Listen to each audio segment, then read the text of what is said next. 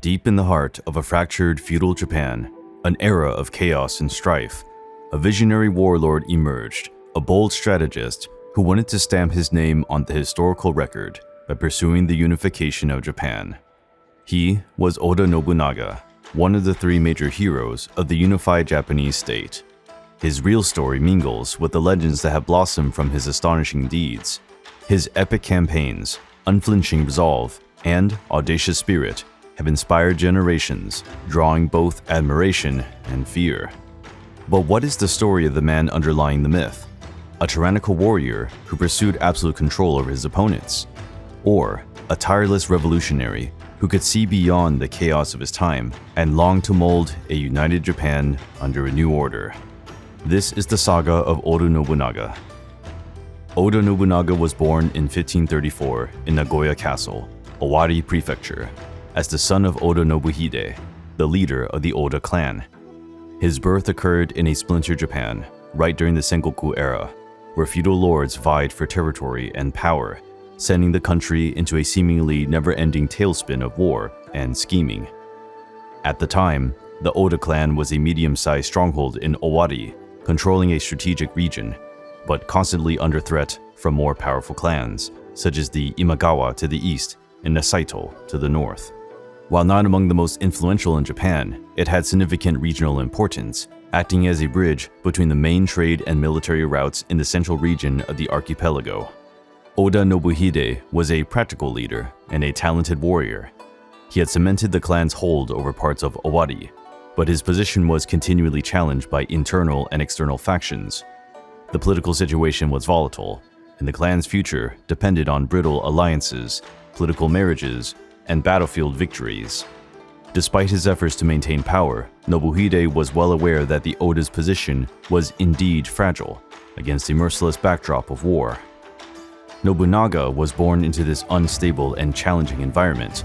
From the very beginning, his life was bound to be marred by both external and internal conflicts. Heir to the clan, he shouldered the burden of upholding and expanding his family's legacy in an atmosphere where only the strongest survived. But no one could have guessed that this boy, born into a minor clan and beset by adversity, would become one of the greatest conquerors in Japanese history, changing the fate of his homeland forever. Owari Prefecture, the birthplace of Nobunaga, was a microcosm of the division that ravaged Japan during the Sengoku era. While nominally under the control of the Oda clan, the province was a far cry from a unified territory. Internally, the clan suffered from bitter divisions between various family branches, each contesting control over chunks of territory, while the outside powerful neighbors pressured it. Nobunaga's father knew that the clan's survival would rely on more than fighting external enemies. The greatest struggle was internal unification. The Oda clan was formed by several subordinate leaders, known as shogodai, who controlled small castles and villages within the province. These often resented Nobuhide's central authority, behaving like self-governing lords and staking rivalries that weakened the clan.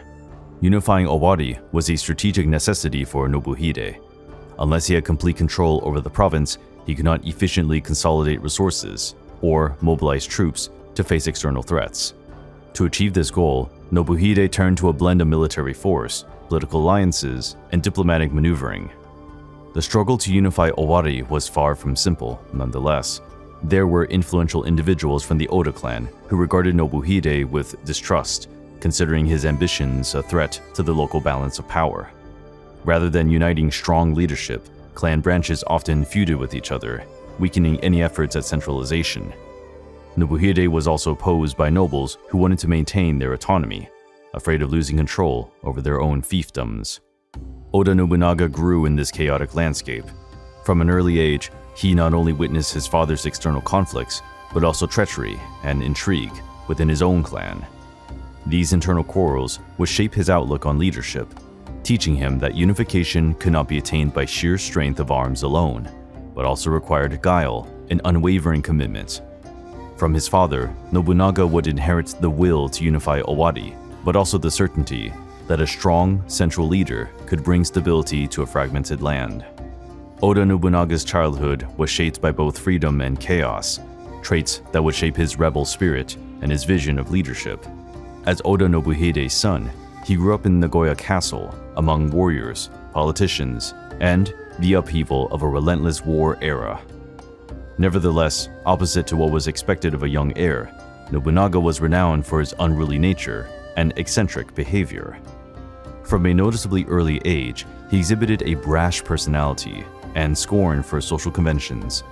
He often shunned the era's formal etiquette, choosing instead to wander around the castle grounds in ordinary clothes, playing with peasants, or engaging in impromptu combat with other children.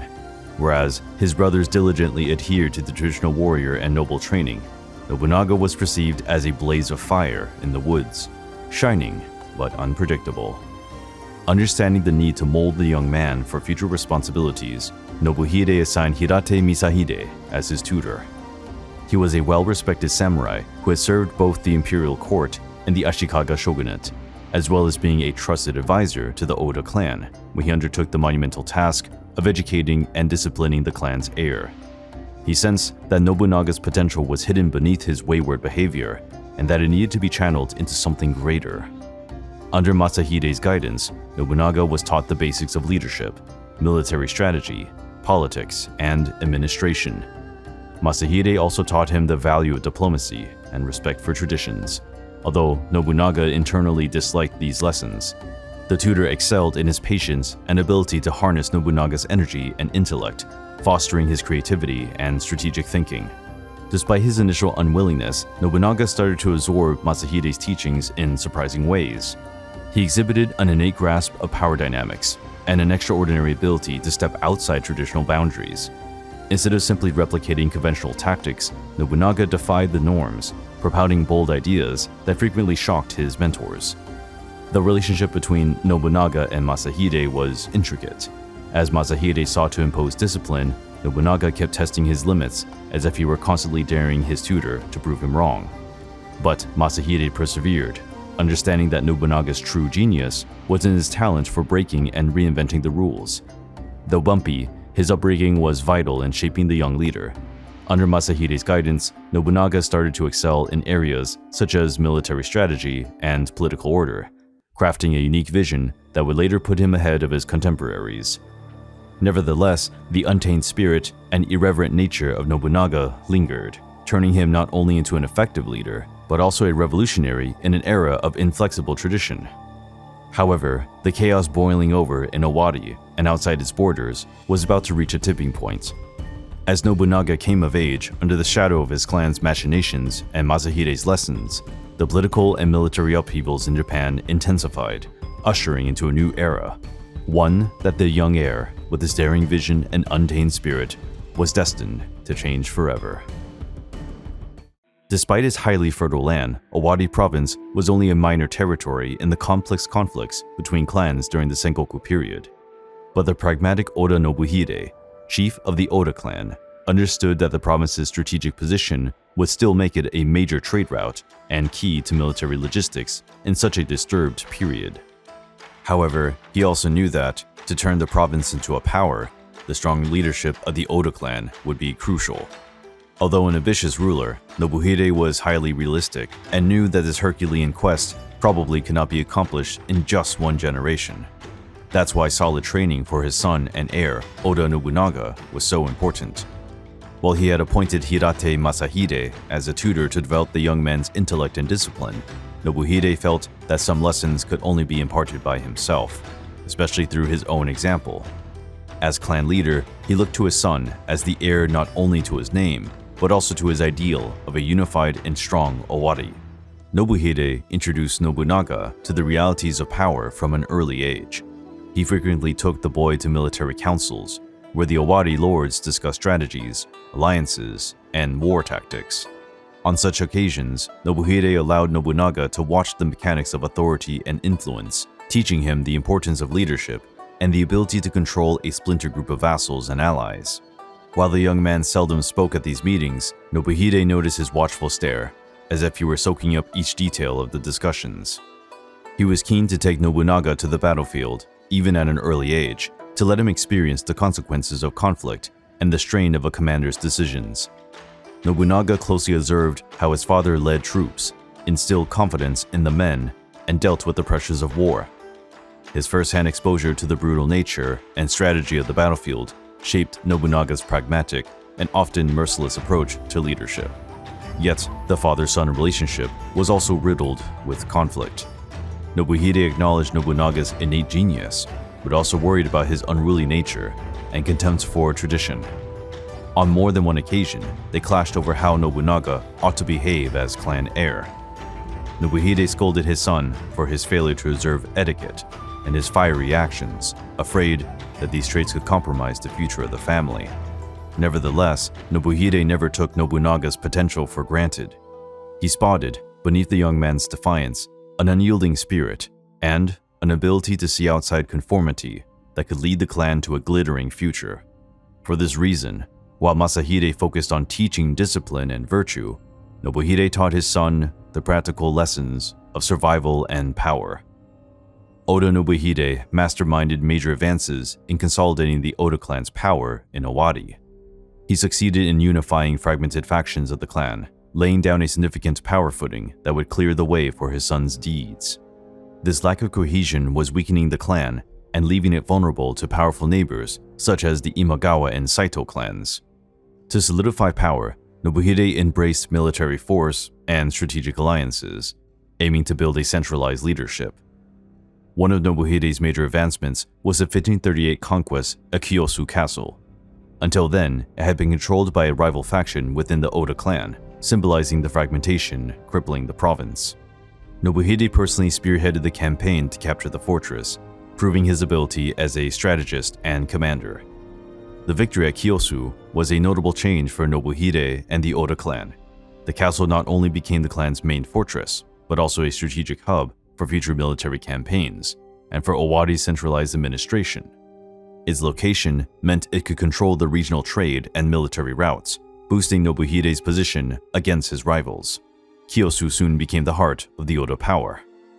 Having Kyoto as the headquarters, Nobuhide pursued his efforts to unify the clan's factions.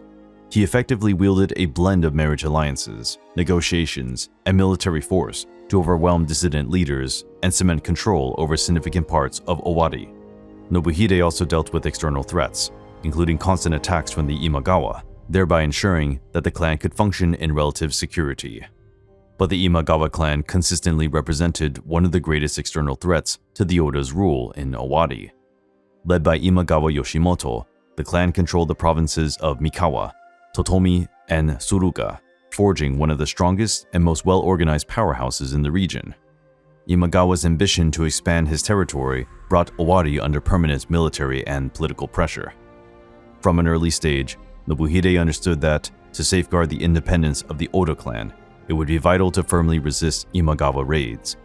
He harnessed resources, fortified strategic castles, and directed personal defensive campaigns to repel the enemy incursions. The battles between both clans were intense, with Nobuhide often overcoming his resource limitations through clever tactics and a profound knowledge of the terrain. One of Nobuhide's greatest victories against the Imagawa was the Owari's successful defense against a massive invasion in 1542. This victory ensured the survival of the clan and strengthened their position as a respectable stronghold in the region. Nobuhide proved that, although the Oda were inferior in power compared to the Imagawa, their determination and strategic abilities could alter the course of all battles. While Nobuhide was a skilled military leader, he understood that brute force alone would not be sufficient to deal with foes like the Imagawa. Acknowledging the importance of strategic alliances, he focused his attention on the Saito clan, which oversaw the province of Mino, north of Owari. Led by Saito Dosan, known as the Viper of Mino for his political acumen and flair, the Saito clan was both a potential ally and a dangerous rival. In a daring diplomatic move, Nobuhide had proposed a marriage between his son Oda Nobunaga and Nohime, daughter of Saito Dosan. This was carried out in 1594, sealing an alliance that bolstered Oda's position in many ways. The connection with the Saito afforded security on Owari's northern border, which meant that Nobuhide could focus his efforts on threats from the east, where the Imagawa were still pressing. Also, the alliance with the Saito clan boosted the Oda's prestige, turning them from a regional clan into a major force with wider strategic ties. Saito Dosan, for his part, considered Nobuhide a worthy leader and regarded the alliance as an opportunity to cement his own position in Mino, while retaining a cautious relationship with other powerful clans. Also, in 1594, Oda Nobuhide pulled off a daring maneuver with a 6-year-old boy named Matsudaira Takechiyo, who would go on to become the powerful Tokugawa Ieyasu, one of the most influential figures in Japanese history. Takechiyo was being taken as a hostage to the Imagawa clan, according to a political agreement between the Matsudaira and Imagawa clans. However, on the way, Nobuhide's forces stopped the caravan, capturing the young heir and bringing him into Kyoto Castle. His kidnapping was a carefully planned move by Nobuhide. The Oda clan was now struggling to consolidate its position in Owari, under pressure from both the Matsudaira and the powerful Imagawa clans. The young hostage was an asset in this power game. Nobuhide held him in custody as a bargaining chip, pursuing two clear objectives: to weaken the position of the Matsudaira clan by stopping them from strengthening their alliances with the Imagawa, and to use Takechiyo's imprisonment as a way of putting pressure on the Imagawa clan in any peace negotiations or strategic agreements. Takechiyo lived under surveillance in Kyoto's castle during his confinement. Despite being a hostage, he was also looked after with great care, reflecting Nobuhide's intention to preserve the young man's political value. The presence of Takechiyo in Owari also served as a symbol of Nobuhide's power, evidencing his ability to challenge both the Matsudaira and the powerful Imagawa in an era when fragile alliances and betrayals were the norm.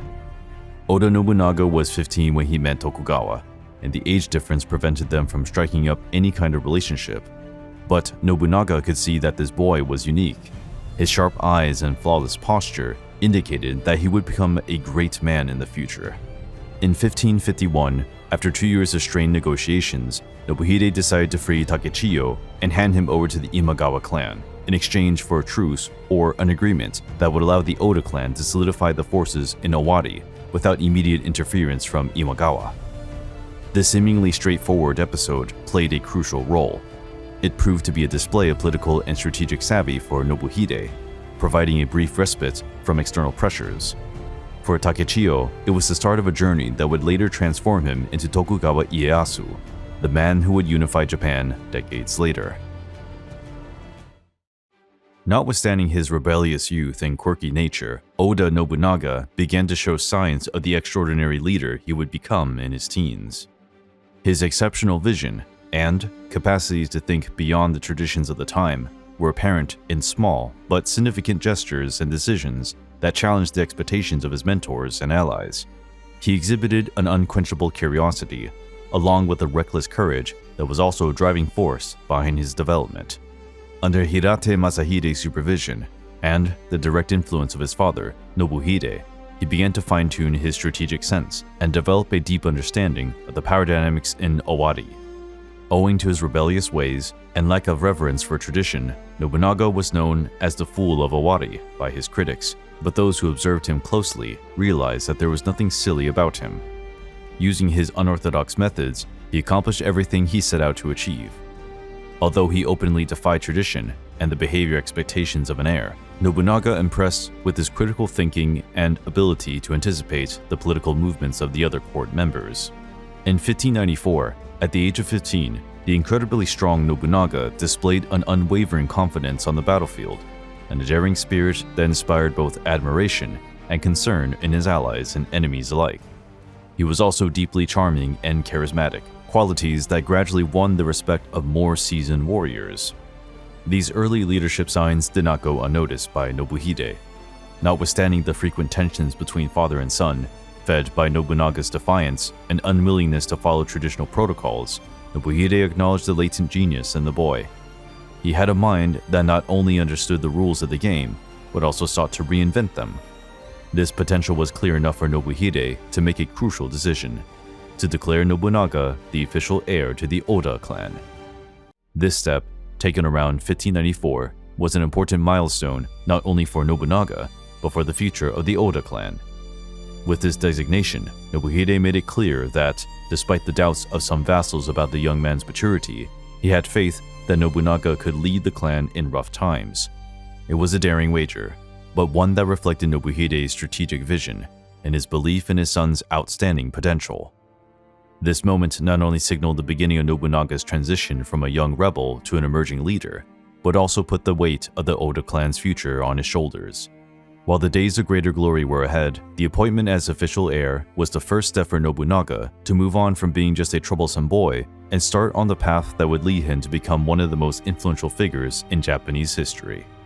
After years of incessant battles, tense negotiations, and tireless efforts to cement the power of the Oda clan, Oda Nobuhide started to show signs of physical decline in 1551. The relentless pressure to lead in an era marred by betrayal and political chaos was taking its toll. Known for his resolve and ability to overcome adversity, Nobuhide was now facing an enemy that not even his wits could defeat: the deterioration of his own health. While the exact cause of his illness is unclear, many believe that the physical and mental wear and tear accumulated over the years was a decisive factor. He had spent much of his life leading military campaigns to protect and expand Owari territory, facing both external enemies like the Imagawa and the internal tensions of a fragmented clan.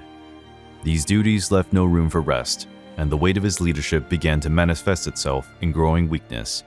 Kyoto Castle, which Nobuhide had turned into the center of Oda power, became the venue for his final instructions. He gathered up his top advisors and vassals to reassert his vision of a unified and resourceful clan.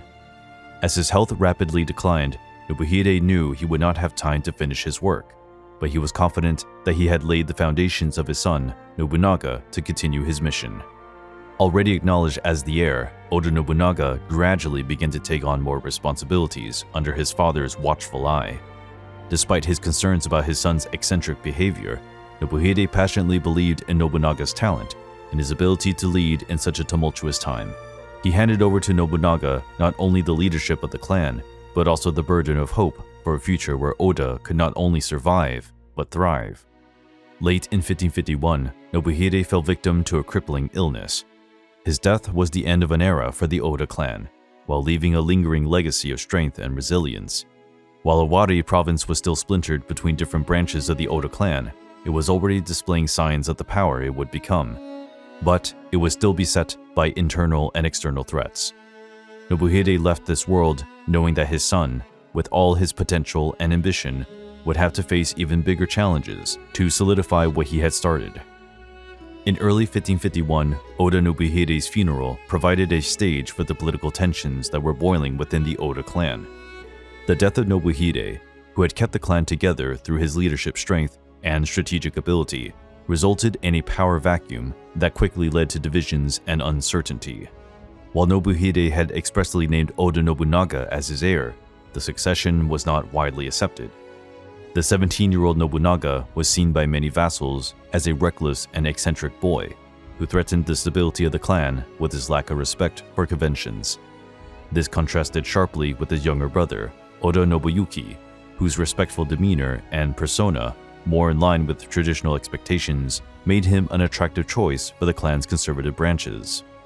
Nobuyuki was quickly embraced by supporters who spotted him in a chance to keep order and preserve Nobuhide's legacy without the hazards associated with Nobunaga's leadership. The clan's political rift was clear during the festival. Nobuhide's vassals included two main groups. The first, consisting of loyal and pragmatic warriors, believed that Nobunaga, for all his eccentricities, was the best choice to lead the clan. They acknowledged his strategic potential and audacious vision, characteristics that could lead the Oda clan to a future of greater glory. The second group, made up of more traditional and conservative leaders, preferred to support Nobuyuki. For them, Nobuyuki represented the continuity of stability and respect for the traditions that Nobuhide had cultivated. Oda Nobuhide's funeral was supposed to be a reverent moment of unity, a solemn ceremony to honor the leader who had steered the Oda clan through challenging times. For many of those present, this event became memorable for unexpected reasons, owing to the behavior of the young heir Oda Nobunaga. Although his siblings, including Nobuyuki, and the clan leaders attended the funeral in formal attire, rigorously following the mourning protocol, Nobunaga arrived in simple clothes, rather peasant-like. He was not wearing the ceremonial kimono that symbolized status and respect, opting instead for a worn cotton suit and sandals that pointed to his disregard for etiquette. To onlookers, his demeanor was not only an insult to Nobuhide's memory, but also an outrage to the clan's traditions. He neither bowed properly at the altar, where his father's spirit was honored, nor did he perform the customary incense rituals with the expected formality. It seemed to many that Nobunaga was not mourning, but openly breaking with convention. One moment that left a deep impression on those present was when Nobunaga abruptly stepped up to the altar and threw the incense on the fire in an ungraceful gesture that lacked the usual formalities. He then remained standing, looking directly at the altar, in an act that may be interpreted as dismissive. His behavior was met with shock, indignation, and unease. To the clan's more traditional vassals and allies, his attitude was a straightforward insult to Nobuhide's legacy and the authority of the Oda clan. Many grumbled among themselves, questioning Nobunaga's ability to lead the clan in such unstable times. Some even considered him unfit to succeed his father. A real battle would have broken out if it had not been for the soothing skills of Hirate Masahide, who managed to avoid the worst. Nobunaga's attitude at the funeral enraged many vassals, who began to openly support his brother, and Nobunaga's reputation as the fool of Owari spread even further. But the real fools were those who failed to realize that all of Nobunaga's actions at the funeral were coldly planned. By inciting the anger of his opponents, he had made the disloyal vassals reveal themselves. Nobunaga now knew exactly who his main opponents were, and the treacherous actions brought their necks into Oda Nobunaga's sights. The reign of the young Nobunaga was to begin in bloody fashion. Upon Oda Nobuhide's death in 1551, the clan was thrown into a political period of instability and internal strife. While Nobunaga had been appointed heir, his eccentric behavior and brash vision of leadership sparked resistance within the clan. This situation gave rise to opposing factions vying for control of Owari, turning the line of succession into an open conflict. Nobunaga's supporters consisted of vassals loyal to Nobuhide, who believed in the young leader's potential. These allies overlooked Nobunaga's eccentricities, recognizing his strategic intelligence and forward-thinking outlook. The leaders of this faction included pragmatic and far-sighted men, like the respected samurai Hirate Masahide, who viewed Nobunaga as having the strength to face up to external threats and lead the clan in times of change. They felt that Nobunaga was the only one who could stand up to powerful enemies, such as the Imagawa clan, and consolidate the Oda's hold on Owari. By contrast, the faction supporting Oda Nobuyuki, the younger brother Nobunaga, was mostly formed of conservative leaders and castellans from smaller Oda clan branches. They perceived Nobuyuki as a more reliable and traditional leader, aligning himself with the values that Nobuhide represented. Senior leaders such as Shibata Katsuie and Hayashi Hidesada openly supported Nobuyuki, afraid that Nobunaga's leadership would estrange allies and weaken the clan's position. This clique started to conspire, looking for ways to strengthen their position and undermine Nobunaga's authority. When tensions rose, and encouraged by his allies, Nobuyuki began scheming a coup to overthrow Nobunaga and take control of the clan. The conspiracy was hatched in 1554, with Nobuyuki attracting support from disgruntled nobles and organizing secret alliances between dissident branches of the Oda clan. Shibata Katsuye and Hayashi Hidesada had crucial roles to fill in the conspiracy. Both were experienced and highly influential military leaders within the clan, having access to troops and resources that could be used against Nobunaga. The conspirators suspected that an open rebellion could destabilize Nobunaga enough to force him to step down as leader. This split considerably weakened the Oda clan at a time when external threat from the Imagawa remained constant. While Nobunaga attempted to consolidate his power and centralize the administration in Kyoto, Nobuyuki and his supporters worked in the shadows to disrupt his authority. Tensions within the Oda clan reached a critical point in 1555. Oda Nobuyuki, who was determined to usurp leadership of the clan, organized an open rebellion against Nobunaga, hoping that he could seize the moment of instability and take control of Owari. Knowing what his brother was up to, Nobunaga readied himself for the clash. Displaying his strategic skill, he gathered his loyal forces and anticipated the rebels' movements.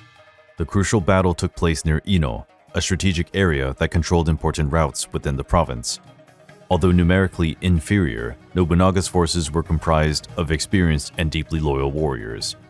His bold, charismatic leadership inspired the men on the battlefield. In contrast, Nobuyuki's troops, despite the support of the rebel Castellans, lacked the cohesion and fighting spirit that Nobunaga had nurtured in his followers.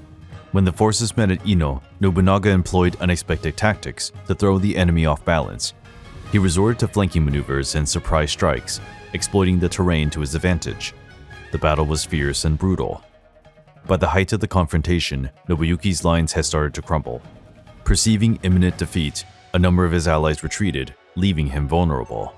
However, Nobunaga showed an unexpected mercy. Instead of slaughtering his brother on the battlefield, he ordered Nobuyuki to be captured alive. Many were surprised by his choice to spare Nobuyuki's life. At a time when treason was often met with immediate death, Nobunaga was supposed to eliminate any threat to his power. However, he chose to pardon his brother, perhaps in the hope of avoiding an unbridgeable break within the clan and preserving family unity. This decision was perhaps influenced by some advice from close vassals, or by a personal sense of responsibility. Nobunaga could have believed that granting Nobuyuki a second chance would win him back as an ally, strengthen the clan against external threats, and send a peaceful message to the rebellious samurai. Despite Nobunaga's mercy, this peace within the Oda clan was short-lived. In 1556, only a year after the Battle of Ino, Nobuyuki started plotting against his brother again. Incited by disgruntled allies, and possibly resentful of his previous defeat, he plotted a new coup to topple and take over Nobunaga. This time around, the plot was more cautious, looking for external alliances, and trying to undermine Nobunaga's authority in secrecy. Spies and informants loyal to Nobunaga, however, detected the scheme before it could be carried out. The revelation of the betrayal profoundly shook Nobunaga, who found himself not only betrayed as a leader, but also as a brother. Sensing the previous leniency had not secured Nobuyuki's loyalty, and that allowing another opportunity for treachery could be disastrous for the clan, Nobunaga made a definitive decision. Establishing that no alternative existed, Nobunaga ordered Nobuyuki's execution. The event was conducted quietly and discreetly, ostensibly to avoid turmoil among the vassals and to ensure stability within the clan. Some accounts suggest that Nobuyuki was invited to commit seppuku, preserving his honor even in death. The choice to eliminate his brother was a turning point in Nobunaga's life. It proved his willingness to take extreme measures to cement his power and protect the clan from internal divisions. This action sent a clear message to all vassals and potential conspirators. Betrayal was not to be tolerated, regardless of family ties or past alliances. Nobuyuki's death meant that Nobunaga had disposed of his greatest rival for command of the Oda clan. This action meant that he could now turn his sights on other dissident leaders and further consolidate his control of Aari. Castles once under the influence of rebellious factions were retaken, and conspiratorial leaders were then replaced by loyal vassals. Nobuyuki's execution also heralded a change in Nobunaga himself. He emerged as a more purposeful and perhaps ruthless leader, understanding that the unification and strength of the clan required personal sacrifices and complex decisions. This experience molded his future approach to the pursuit of Japan's unification, where he would often opt for daring and sometimes harsh strategies to achieve his goals. After years of betrayals, plots, and fierce battles, Oda Nobunaga finally consolidated full control over Aari province in 1559. This historic landmark crowned his determination and skill as a strategist and leader. By overwhelming the rebellious factions within the clan and drawing the Castellans under his authority, Nobunaga turned a fragmented territory into a unified and solid base, ready to support his future ambitions. This triumph was not just military, but also political. Nobunaga took over from dissident leaders with trustworthy vassals and brought about administrative reforms that concentrated power in his hands. He fortified Kyoto Castle as a command center, thereby securing that the province was both equipped to resist external threats, such as the Imagawa clan, and to prosper economically under his leadership. Conquering Aari signaled the beginning of a new era for the Oda clan. Nobunaga emerged as an undisputed leader, whose ability to sail through a period of chaos and uncertainty cemented his reputation. The nickname, the Fool of Aari, was behind him. Now he personified the strength and vision needed to take the turbulent Sengoku period, and his ruthless style would make him known as the Demon King in the future. With a united Aari, Oda Nobunaga fulfilled the dream that his father had tried so hard to attain. It proved that Nobuhide was right to choose his most widely eccentric son to lead his clan. When Owari was under his control, he began to look beyond its borders, emphasizing a unified archipelago under a single leadership. The resolve and innovative spirit that led him to conquer Owari would continue to guide him in his future campaigns, which would transform not only the fate of the Oda clan, but also the history of Japan. As Oda Nobunaga cemented his power in Owari Prefecture, battling internal divisions and preparing for future challenges, a powerful neighbor watched on with even greater ambitions. Not only did the Imagawa clan, led by Imagawa Yoshimoto, hold extensive territory in central Japan, they also had a daring plan to march all the way to Kyoto and establish control of the shogunate. Owari was not just a neighboring territory for Yoshimoto, but an essential stepping stone for his climb to national supremacy. The Imagawa clan was one of Japan's oldest and most powerful during the Sengoku period, with roots stretching back to the late Heian period. Direct descendants of the Ashikaga clan, the Imagawa bore significant prestige due to their connection to the shogunate lineage. Their territory included the provinces of Suruga, Totomi, and later Mikawa, forming a foothold in central Japan. The Muromachi period saw the clan stand out as loyal supporters of the Ashikaga shogunate, bolstering its political and military position. Like many other clans, however, the Imagawa faced both internal and external challenges, as the Sengoku period plunged Japan into a prolonged civil war. The ascent of the clan began with Imagawa Yoshitada, who solidified control over Suruga. After his premature death, a series of succession disputes threatened the clan's stability. Imagawa Ujichika, Yoshimoto's father, was the one who reinstated internal order and established an effective administrative system that made the clan one of the most organized regional powers of the time. Under Imagawa Yoshimoto's leadership, the clan reached its peak. Yoshimoto spread the Imagawa's territories, annexing Mikawa and forming strategic alliances with the Matsudaira and Takeda clans. His well-equipped army and centralized administration made the Imagawa clan one of the most powerful forces of the Sengoku period. The charismatic leader of the Imagawa clan, Imagawa Yoshimoto, was one of the most influential figures of his time. Born in 1519, he was nurtured by strict education and deep sense of samurai duty. His bloodline, descended from the Ashikaga clan, gave him not only prestige, but also the ambition to hold a central position in Japanese politics.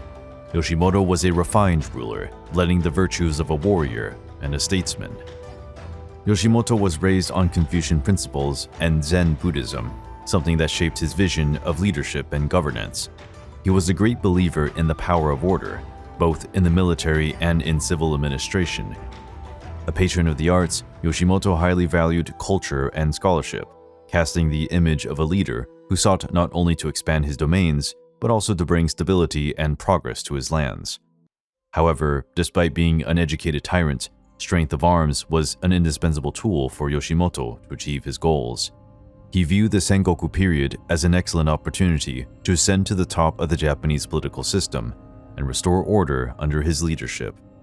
Yoshimoto's greatest achievement was to march into Kyoto and grab control of the Ashikaga shogunate. He not only wanted to expand his power, but also as a mission to restore order in Japan, which had been torn apart by civil wars for decades. To achieve this goal, he began to solidify territories and form strategic alliances, such as joining forces with the Matsudaira, a clan that would become later known as the Tokugawa, and the powerful Takeda. Kyoto, the imperial city, was not just symbolic. Securing the capital meant holding authority over the other daimyos and establishing himself as the supreme ruler of the archipelago. Yoshimoto understood that this would place him on the same level as the previous shoguns, cementing his legacy for future generations. He was widely regarded as a skillful strategist and a formidable leader. His reputation was that of a ruler who blended military strength with cultural sophistication, setting him apart from other warlords of his time. He was greatly admired by his allies, feared by his enemies, and seen as an ideal leadership model for a fragmented Japan. His reputation, however, also included a degree of arrogance. Yoshimoto was known for his exaggerated reliance on his strength and alliances, which sometimes led him to undervalue lesser opponents, like Oda Nobunaga. This self-perception of invulnerability, combined with his relentless desire for conquest, turned out to be both his greatest strength and weakness. He viewed himself as a man bound for greatness. He believed that his march to Kyoto was unstoppable, and that his leadership would lead to order and stability for Japan. Imagawa Yoshimoto spent years planning his ambitious march to Kyoto. His strategy was meticulously crafted, blending military strength, strategic alliances, and the control of crucial territories along the way. But Owari Province, ruled by Oda Nobunaga, stood as an unavoidable obstacle on his route to the capital. Yoshimoto rallied a large army numbering around 25,000 soldiers, one of the largest assembled forces of the Sengoku period. This included experienced samurai, archers, spearmen, and auxiliary troops, as well as a sizable number of firearms, a technology that was starting to change the landscape of Japanese warfare. The Imagawa also made logistical arrangements for the long march. Supply depots were set up along the route, making sure that the army had constant access to food, ammunition, and other essential resources. The efficient management of Yoshimoto guaranteed that his army could move with a sense of discipline and efficiency, traits that were fundamental to a campaign of such magnitude. Yoshimoto bolstered his alliances with neighboring clans to secure support during the march. A key role was played by the Matsudaira clan, led by the young Tokugawa Ieyasu, providing military support and serving as a defensive barrier against Western threats. Owari Province was a major strategic piece in Yoshimoto's plan. To reach Kyoto, the Imagawa army had to cross the territory controlled by the Oda clan, led by Nobunaga, who were historic rivals of the Imagawa. Yoshimoto perceived Owari as a territory that had to be neutralized quickly, either through conquest or submission, to avoid any interruption on his march. The Owari plan was straightforward and ruthless. Yoshimoto aimed to invade the province with overpowering force, capturing strategic castles and subduing local leaders. Nobunaga's force was deemed small and inexperienced compared to the Imagawa veterans, and for this period, it was vastly underestimated.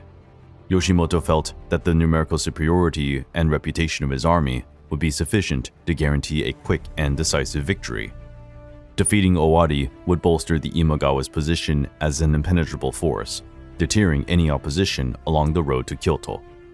His plan reflected his utter confidence in the sheer strength of his army and the perceived weakness of the Oda. However, this confidence resulted in over-optimism, disregarding the potential for Nobunaga to resist. For Yoshimoto, Owari was a minor obstacle that could easily be dealt with before focusing on his larger goals in Kyoto. As the Imagawa began to march with their towering forces, Nobunaga was gearing up to challenge not only Yoshimoto's plan for Owari, but also his supremacy vision. The march to Kyoto, meant to be the culmination of Yoshimoto's conquest, was about to be dramatically interrupted at Okehazama, where Yoshimoto would confront the whole of Oda Nobunaga's fury and sagacity. The Imagawa army, led by Imagawa Yoshimoto, entered Owari territory in the summer of 1560 with unshakable confidence. With over 25,000 soldiers under his command, Yoshimoto viewed the province as a minor obstacle in his march towards Kyoto, where he wanted to consolidate his grip on the Ashigawa shogunate. His army's numerical superiority and invincible reputation nourished the conviction that the campaign would be a swift and decisive victory. The Imagawa troops pushed forward with discipline and order, certain that overwhelming force would be enough to subdue any resistance. Yoshimoto's plan was straightforward: capture strategic castles along the way, eliminate any local opposition, and cement control of Owari before proceeding to Kyoto. As far as Yoshimoto was concerned, Oda Nobunaga, the leader of Owari, would be nothing more than a mere footnote in the history that would be written about him, an irrelevant opponent compared to the sheer power of the Imagawa. The first steps of the campaign reflected this exaggerated confidence. The Imagawa quickly captured some small border castles, meeting scant resistance. This seeming ease reinforced the belief that Nobunaga's defeat was inevitable. The morale of the Imagawa troops was high, and Yoshimoto, reveling in these initial victories, set up his main camp in Denkaku Hazama, a low and relatively isolated region bordered by hills and valleys. While the Imagawa were feasting on their initial conquest, Nobunaga and his vassals were watching carefully. In fact, Nobunaga's ostensible inactivity was a calculated maneuver. He understood that a direct confrontation would be fatal for his army, given the numerical differences, but he also knew that Yoshimoto's exaggerated confidence offered a vulnerability to be exploited. The difference in numbers between both armies was overwhelming. With around 3,000 soldiers, Nobunaga could not dream of holding his own against the might of the Imagawa in a conventional battle. According to the military doctrine of the time, when faced with a superior force, the defender had to withdraw to a fortified position and wait for the enemy, with the walls as an advantage. But Nobunaga was not an orthodox leader. Whereas his advisors advised the protection of strategic castles, he prepared a plan that few would dare to consider: an attack.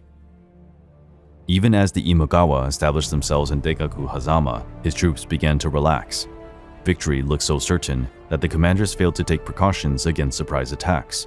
Banquets were held, and the army acted as if the battle had already been won. This carelessness would prove fatal, as Nobunaga was about to do the impossible. Nobunaga understood that only a daring step could change the course of the battle. He made the decision to launch a surprise attack on the Imagawa's main camp, a risky move that would demand speed, precision, and the highest degree of secrecy. Nobunaga relied on crucial information obtained by his spies, who had identified the exact position of Yoshimoto's camp and the enemy army's vulnerable points. Fortune also worked in Nobunaga's favor. As he was preparing his troops, a strong storm hit the Denkaku Hazama region. Nobunaga soon realized that the storm could be his ally, disguising the movements of his forces and bewildering the Imagawa army. Beneath the cover of rain and darkness, he personally led his men through valleys and forests, stealthily using the rugged terrain to conceal their approach. The assault was orchestrated with precision. As Nobunaga's troops emerged from hiding, confusion gripped the Imagawa camp. At first, the Imagawa High Command believed that the turmoil was the result of a fight between different divisions of their army, which delayed the reaction to the surprise attack. Completely caught off guard, the enemy soldiers, many of whom were still distracted by banquets and celebrations, found themselves powerless to react in a coherent manner.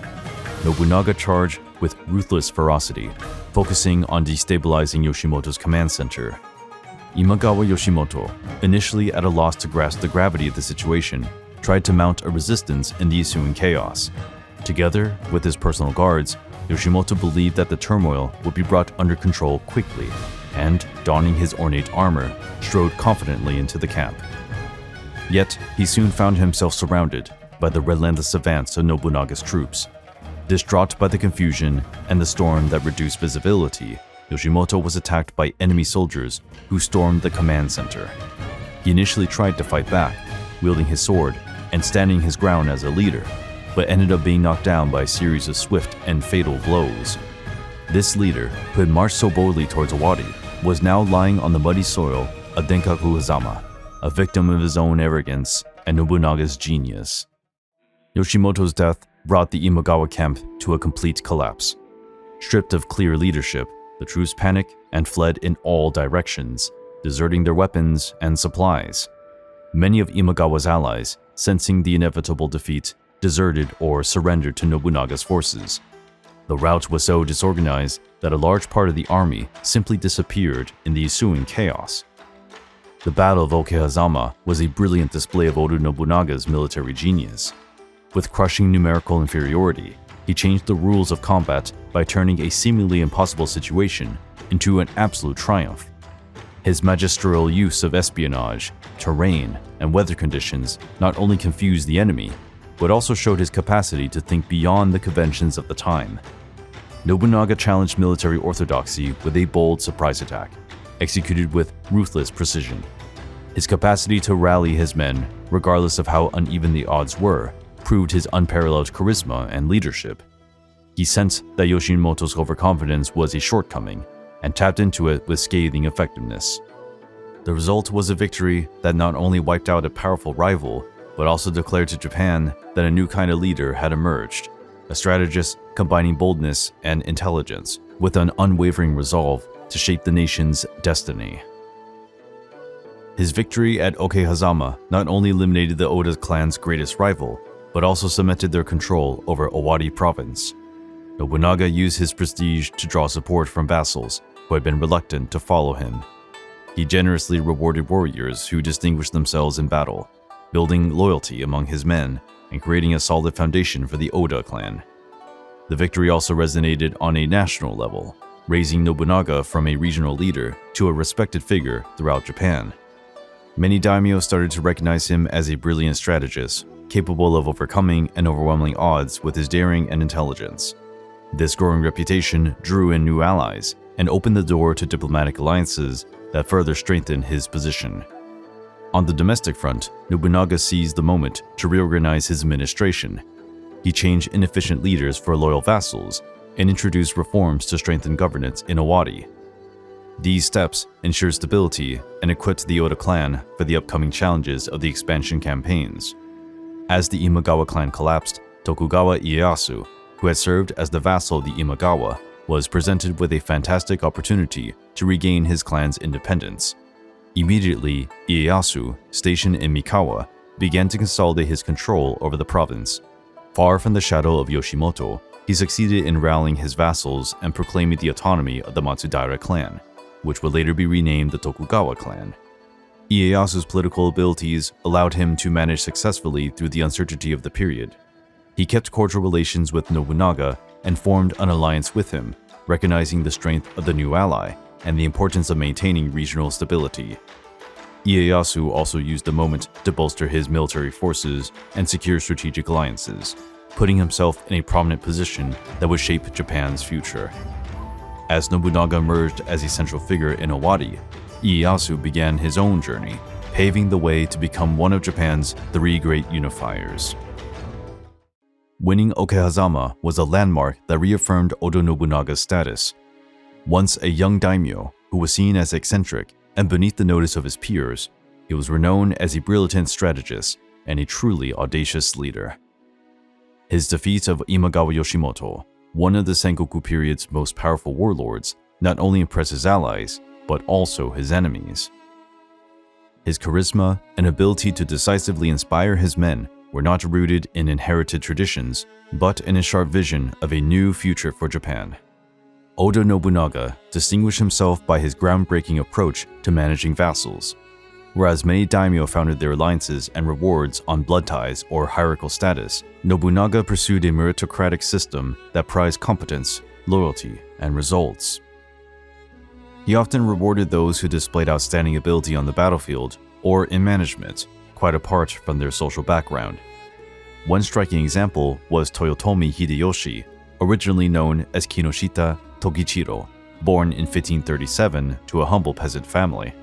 With no meaningful family connections or heritage, he distinguished himself by his wit, charm, and ability to improvise. Hideyoshi started his career as a menial servant in Nobunaga's army, but quickly earned his lord's loyalty for his ability to solve logical issues and organize campaigns. Hideyoshi's rise was nothing short of meteoric. He had fundamental parts to play in several of Nobunaga's campaigns, proving himself to be a genius strategist and an inspiring leader. His negotiating skills with enemies and allies, as well as his leadership of troops in harsh conditions, made him one of Nobunaga's most valuable vassals.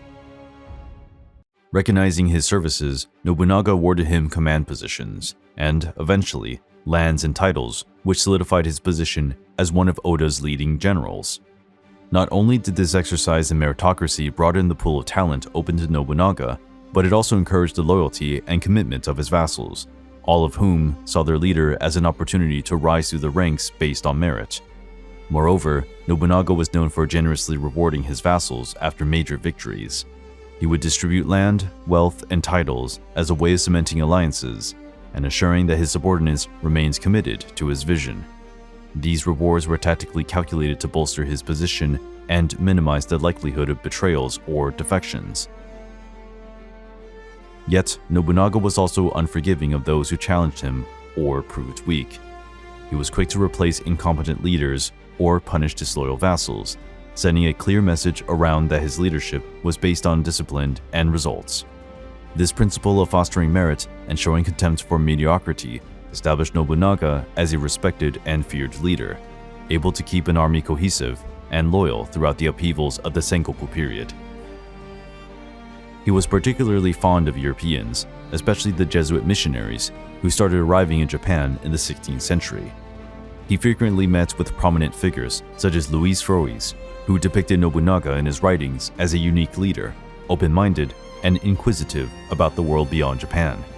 He viewed outsiders as a wellspring of innovative ideas, technologies, and opportunities to bolster his position on the Japanese stage. One area where his partnership stood out was the use of firearms. Missionaries brought muskets to Japan, and Nobunaga rapidly realized the revolutionary battlefield potential. He introduced these weapons into his military strategies, training his troops on how to use them effectively and on a large scale, which few daimyo did at the time. This technological breakthrough accounted for several of his victories, including the famous battle of Nagashino. Nobunaga was also open to the cultural and religious ideas introduced by the Jesuits. Even if he was not a Christian, he allowed the missionaries to preach in his territories, which differentiated him with other leaders who saw Christianity as a threat to the established order. Nobunaga perceived the Jesuits as potential political allies and as a tool to undermine his rivals, particularly religious groups such as the Ikoiki, who often stood in the way of his rule. Nobunaga's ties with foreigners expanded his horizons and cemented his reputation as a visionary leader, keen to push cultural boundaries and explore new possibilities to achieve his goals. His fascination with all things Western also revealed itself in its impressive collection of foreign goods. He hoarded firearms, armor, globes, and even mechanical clocks that had been brought over by European missionaries. As well as being modern symbols, these items acted as powerful and sophisticated assertions. Nobunaga often displayed his collection at events and audiences, impressing his allies and intimidating his adversaries. These objects were more than just curiosities to him. They were tools to strengthen his status as a forward-thinking leader. Nobunaga's other singular trait was his penchant for extravagant clothing. He frequently appeared in public in colorful outfits, fine fabrics, and matching accessories that stood out from the more austere and sober outfits worn by other samurai. This dress style reflected his brash personality and his eagerness to stand out as an almost mythical figure. He understood the symbolic power of his appearance and used it as a tool to inspire his men and impress bystanders. After cementing his rule over Owari, Nobunaga focused his efforts on the province of Mino, ruled by the Saito clan. Mino's political landscape was tumultuous, with internal conflicts eroding the clan's control. Saito Tatsuoki, the clan's young leader, was not nearly as politically savvy as his grandfather, Dosan Saito, known as the Serpent of Mino, which made him a perfect target for Nobunaga's ambitions. Nobunaga perceived Mino as a strategic territory to expand his influence. Its central location in Japan and the plentiful resources offered by the province were essential for solidifying his power in the region and laying the groundwork for future glorious campaigns. Nobunaga also had a personal connection to Mino through his marriage alliance with Nohime, daughter of Saito Dosan. This bond was both a political justification and a diplomatic leverage in his efforts to conquer the province. Nobunaga compiled detailed information on Mino's terrain and defenses, using spies to spot vulnerable points. He also tried to attract local leaders who were unhappy with Tatsuoki, offering them security and positions in his cabinet in exchange for their support. His approach mirrored his ability to combine force and persuasion. To conquer Mino, Nobunaga knew he would need more than military power. He needed to guarantee that the province was efficiently run and that its inhabitants would see his arrival as an opportunity for stability and progress. Nobunaga's journey to take control of Mino was fraught with fearless strategies and decisive moves. Supervised by Toyotomi Hideyoshi, Nobunaga established a stronghold in Tsunomata. It was built in record time and epitomized the efficiency of Nobunaga's troops and his clear intention to dominate the region. The fort's highly strategic position raised the morale of his men and put pressure on the Saito to strike back by exposing their defensive troops. Nobunaga was not limited to direct encounters. He also gradually undermined enemy fortifications by cordoning off garrisons and cutting supply lines. His attrition tactics greatly reduced the Saito clan's resistance. The final strike was an attack on Inabayama Castle, the main stronghold of the Saito clan. Nobunaga pulled off a daring stunt. He dispatched troops to scale the cliffs protecting the castle, catching the defenders completely off guard. As soon as he had control of Mino, Nobunaga enacted sweeping administrative reforms to keep the region stable. He reallocated land among his loyal vassals, and introduced measures to promote order and prosperity to ensure that his rule would last. Just then, a messenger arrived at his court with a request from the shogun Ashikaga Yoshiaki. In his desperation to reclaim his place in Kyoto, the shogun saw Nobunaga as the ideal ally to take on the enemies threatening his authority. Such an invitation was the perfect opportunity for Nobunaga to broaden his political and military influence over Japan. Keen to seize the moment, he started preparations for his march to the capital, a move that would change the fate of the nation forever.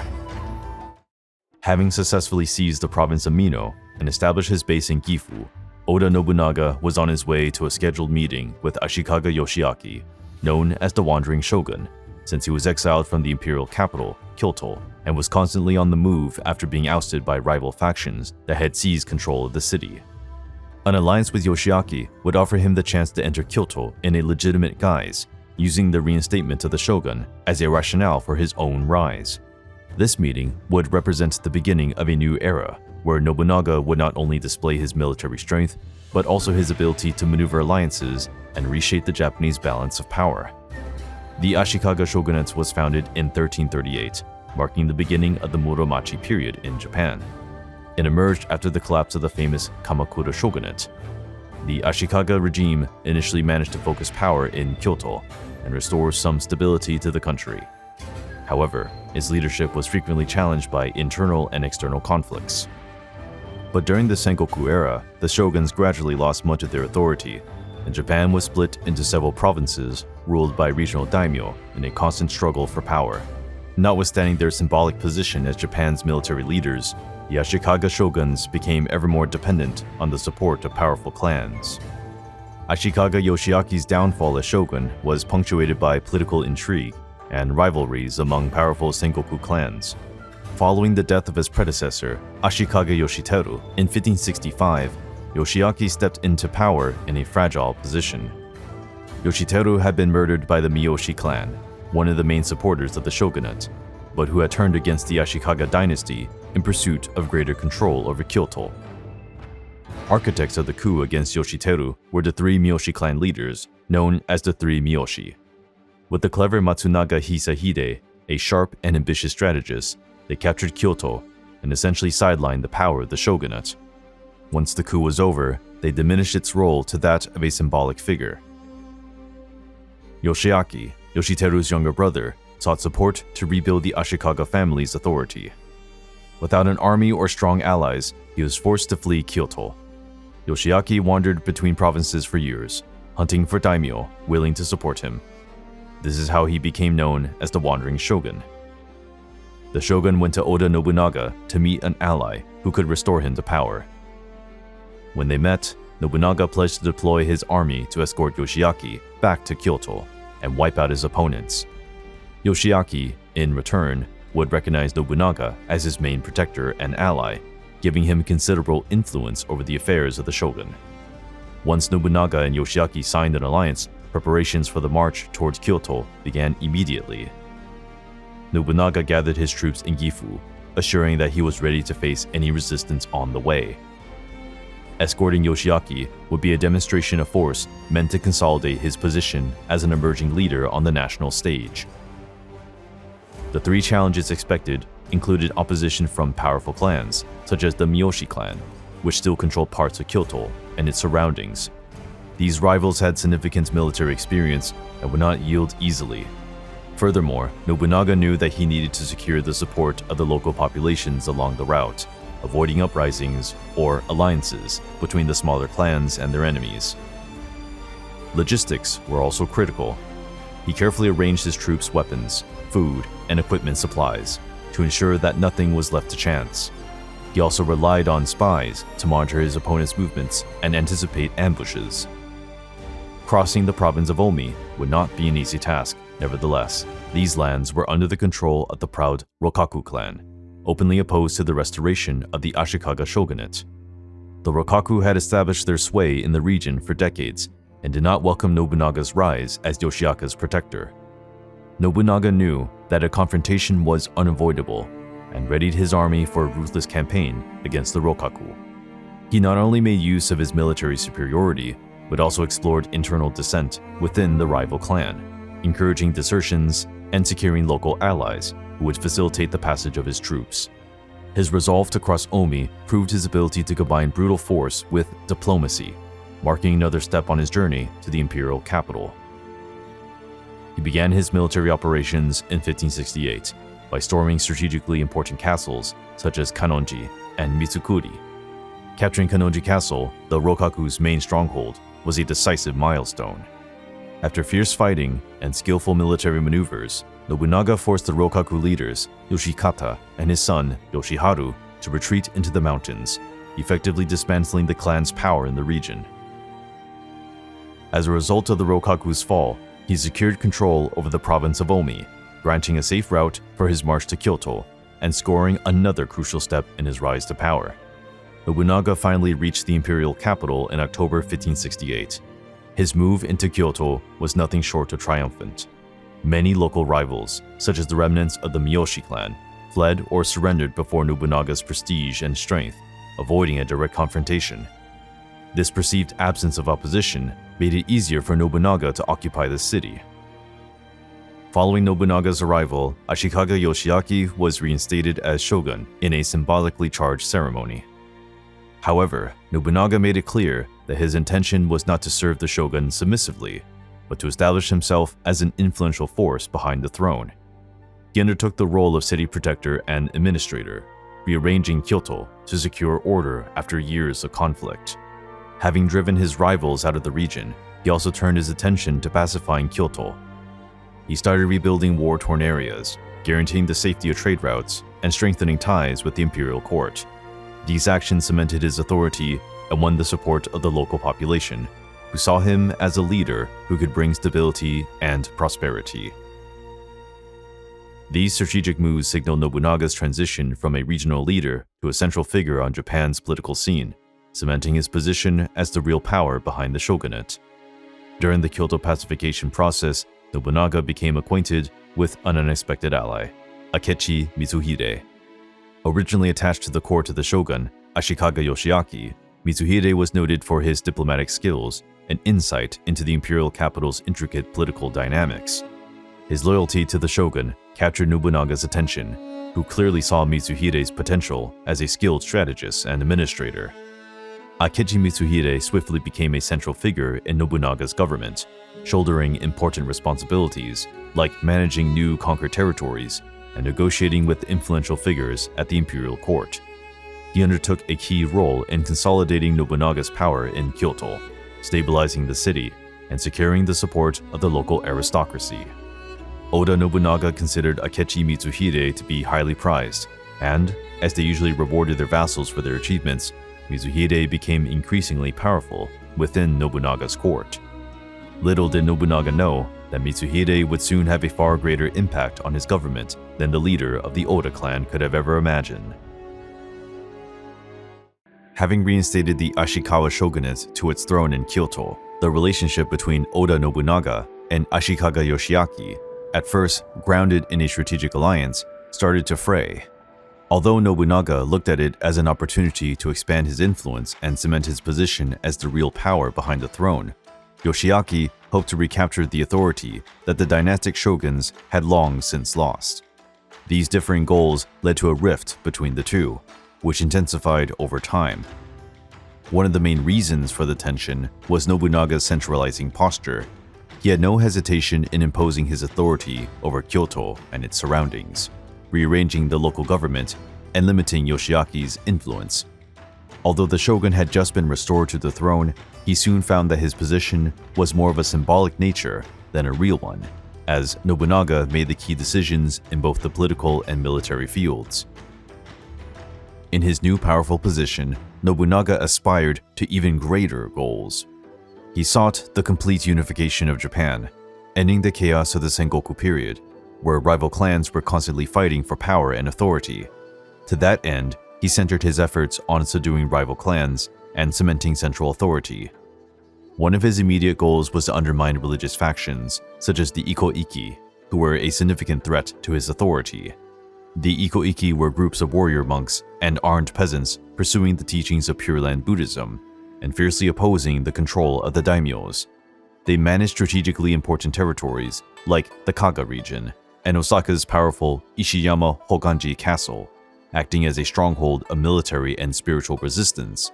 Nobunaga saw the Iko-iki as a counter to the powerful centralization he wanted to establish. While Nobunaga was establishing his dominance, Ashikaga Yoshiaki secretly began scheming to weaken him.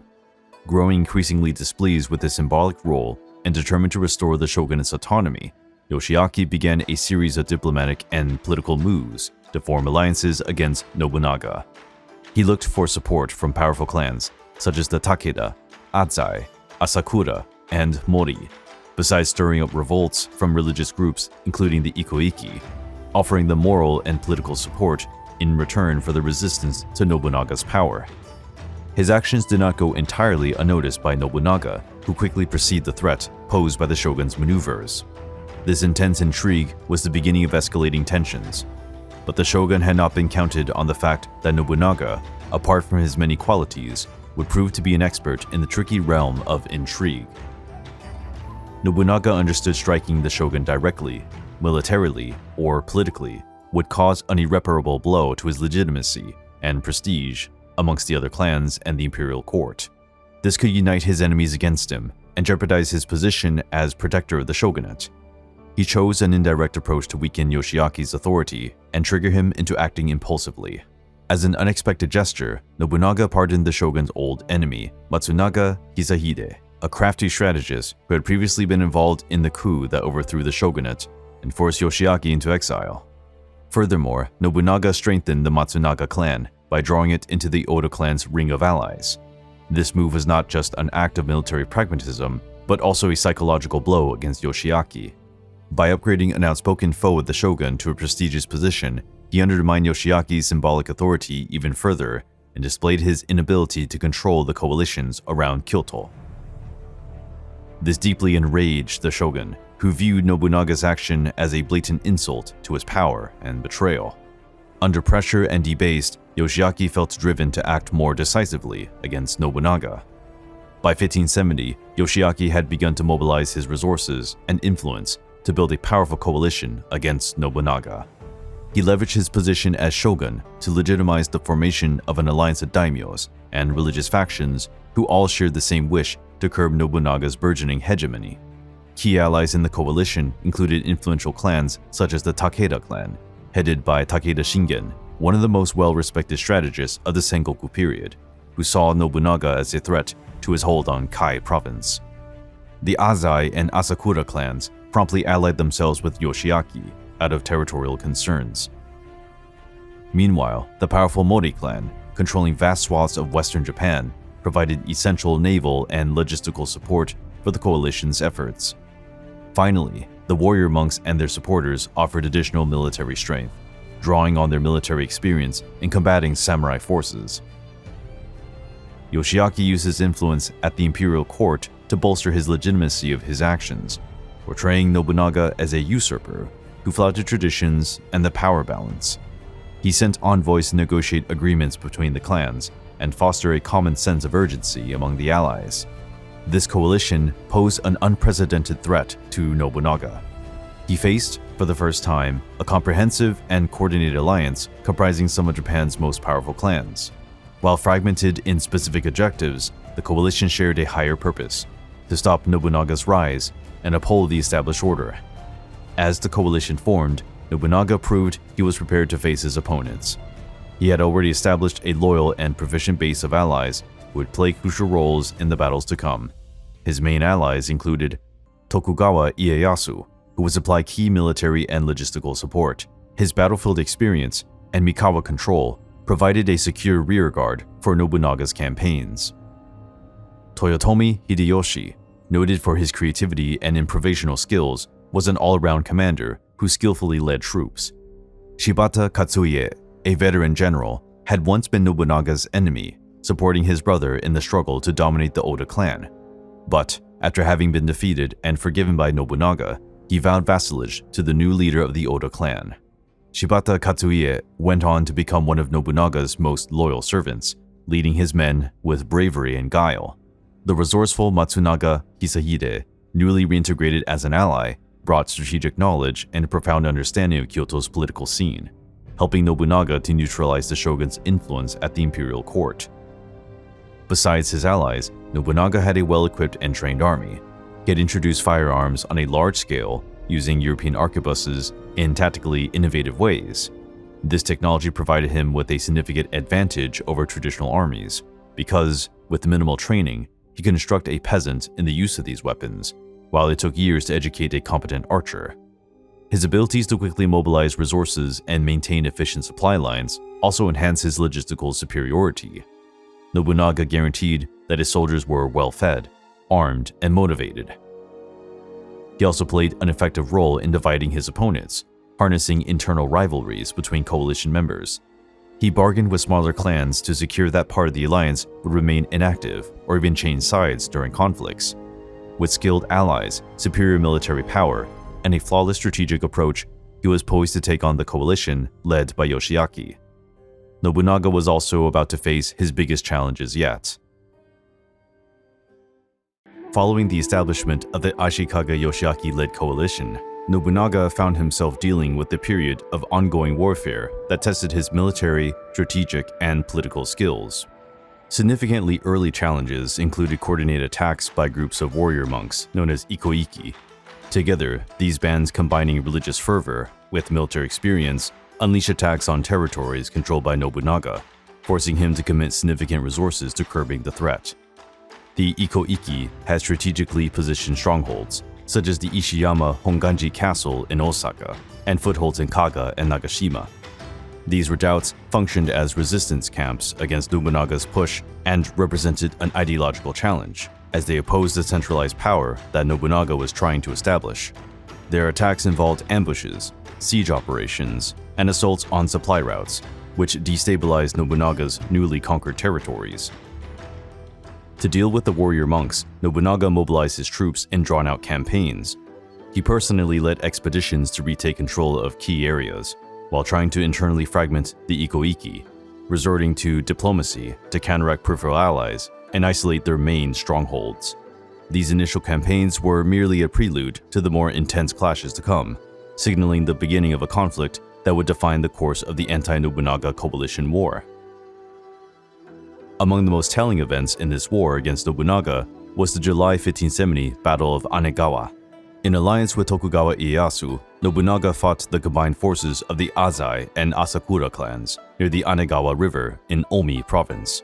The Azai, led by Azai Nagamasa, had familial ties to Nobunaga through marriage, but chose to ally with Asakura, breaking the peace and starting an all-out war. Nobunaga believed he had forged a long-lasting alliance with the Azai clan by giving up his much-loved sister, Oichi, to seal the peace between the clans. This move by the Azai clan to promptly ally themselves with the shogun was perceived by Nobunaga as an unpardonable betrayal, leaving his brother-in-law to endure the full wrath of the Oda clan. The battle occurred on the banks of the Anegawa River. Nobunaga oversaw around 20,000 soldiers, whereas Azai and Asakura had similar forces. Tokugawa Ieyasu guided a wing of Nobunaga's allied army, directly confronting the Asakura, while Nobunaga spearheaded the assault against the Azai. The battle consisted of fierce, direct fighting. Nobunaga resorted to well-organized tactics, using line formations and detaching units armed with firearms, wreaking significant havoc among the enemy. Ieyasu, meanwhile, faced the Asakura in an equally fierce struggle. One of the decisive aspects of the battle was the coordination between Nobunaga and Ieyasu, allowing synchronized attacks between the two clans. The tactical superiority and discipline in Nobunaga's soldiers eventually prevailed. The Azai and Asakura armies were crushed, and their leaders were pushed back to their respective fortresses. With his victory at Anegawa, Nobunaga shifted his efforts to consolidating his grip on the region.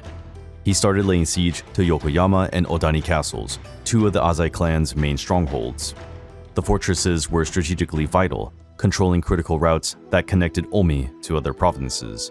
Nobunaga besieged the castles in all-out force, resorting to blockade tactics aimed at cutting off supplies and weakening the defenders' morale. Following an intense siege with no sign of reinforcements, Lord Nagamasa took it upon himself to face his fate. In a final act of samurai honor, he committed seppuku, thereby saving his family from a humiliating execution.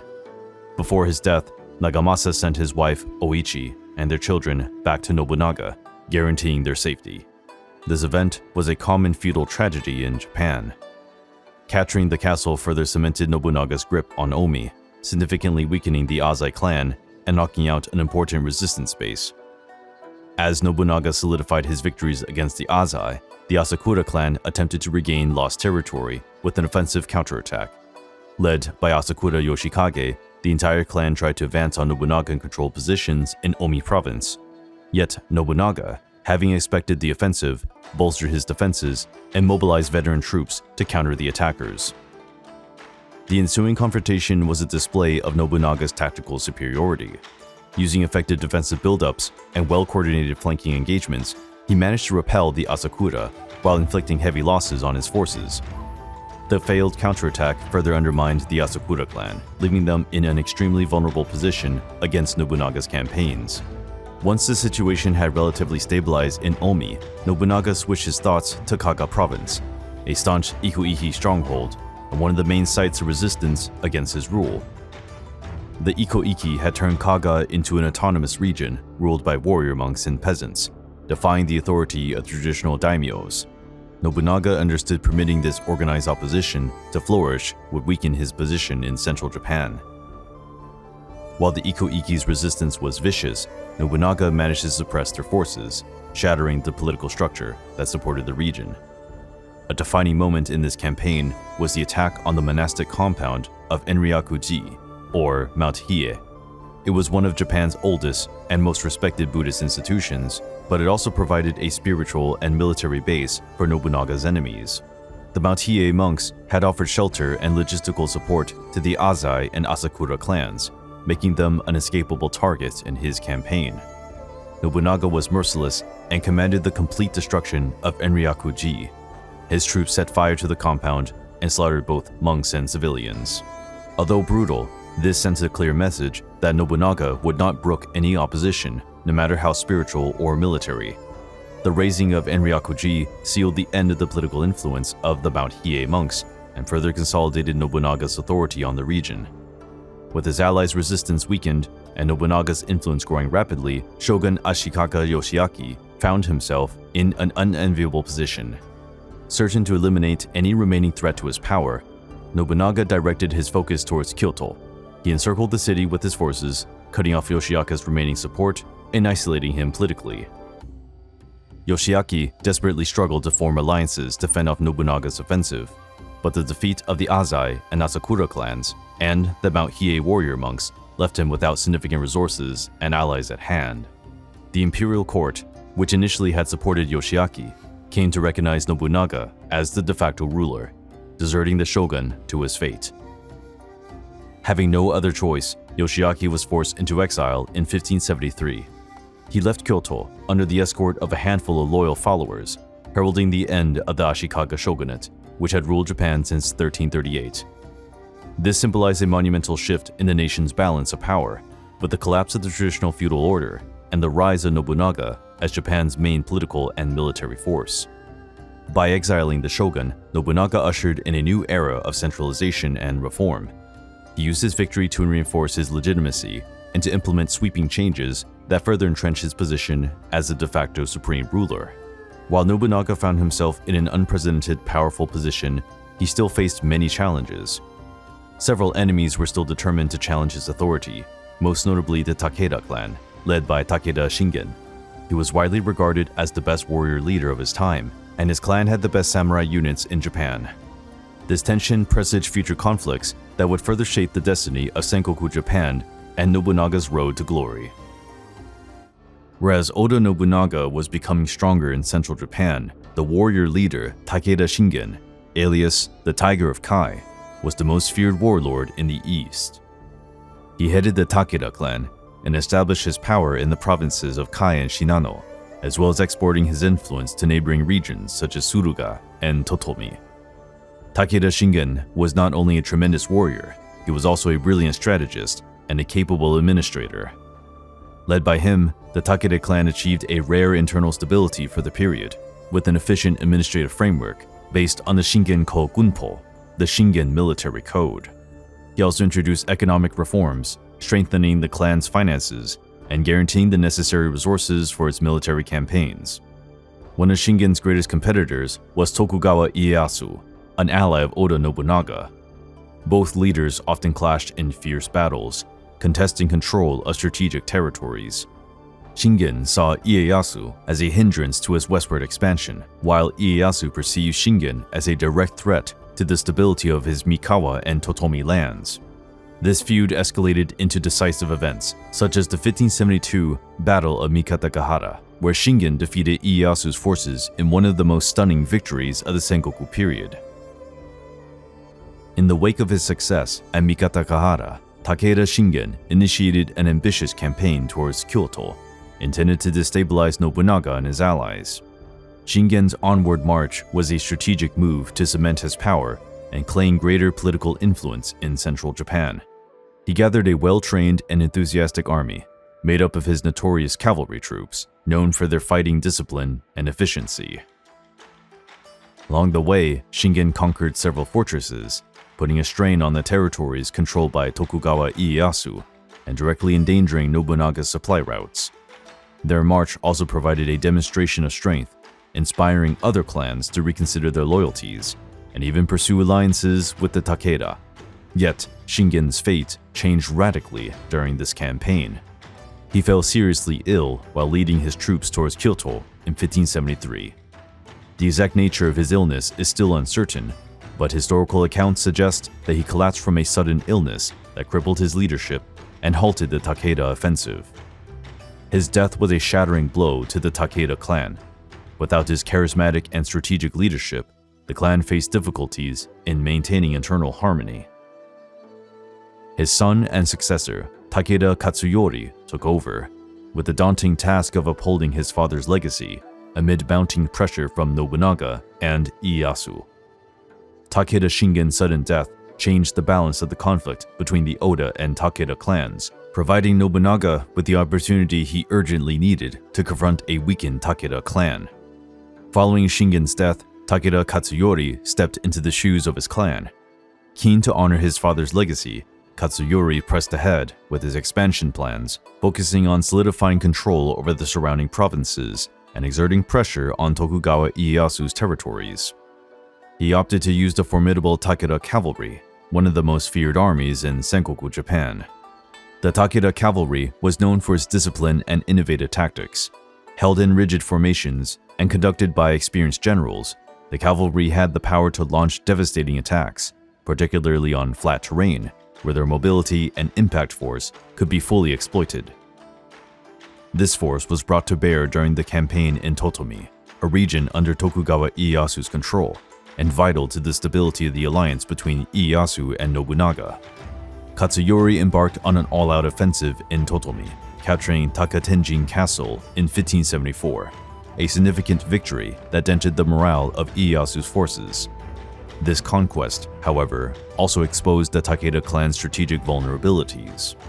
While cavalry was still their greatest strength, the over-reliance on direct assaults began to show its limitations, as Nobunaga and Ieyasu's army increasingly used firearms. When faced with Takeda Katsuyori's movements, Oda Nobunaga acknowledged the need for meticulous groundwork to deal with one of the most powerful armies of the Sengoku period. Intent on protecting his ally Tokugawa Ieyasu and neutralizing Takeda's threat, Nobunaga set about rebuilding his forces. He invested massively in firearms, with the understanding that muskets could neutralize the legendary Takeda cavalry. He enlisted and trained specialized units to handle these weapons in unprecedented numbers in Japan.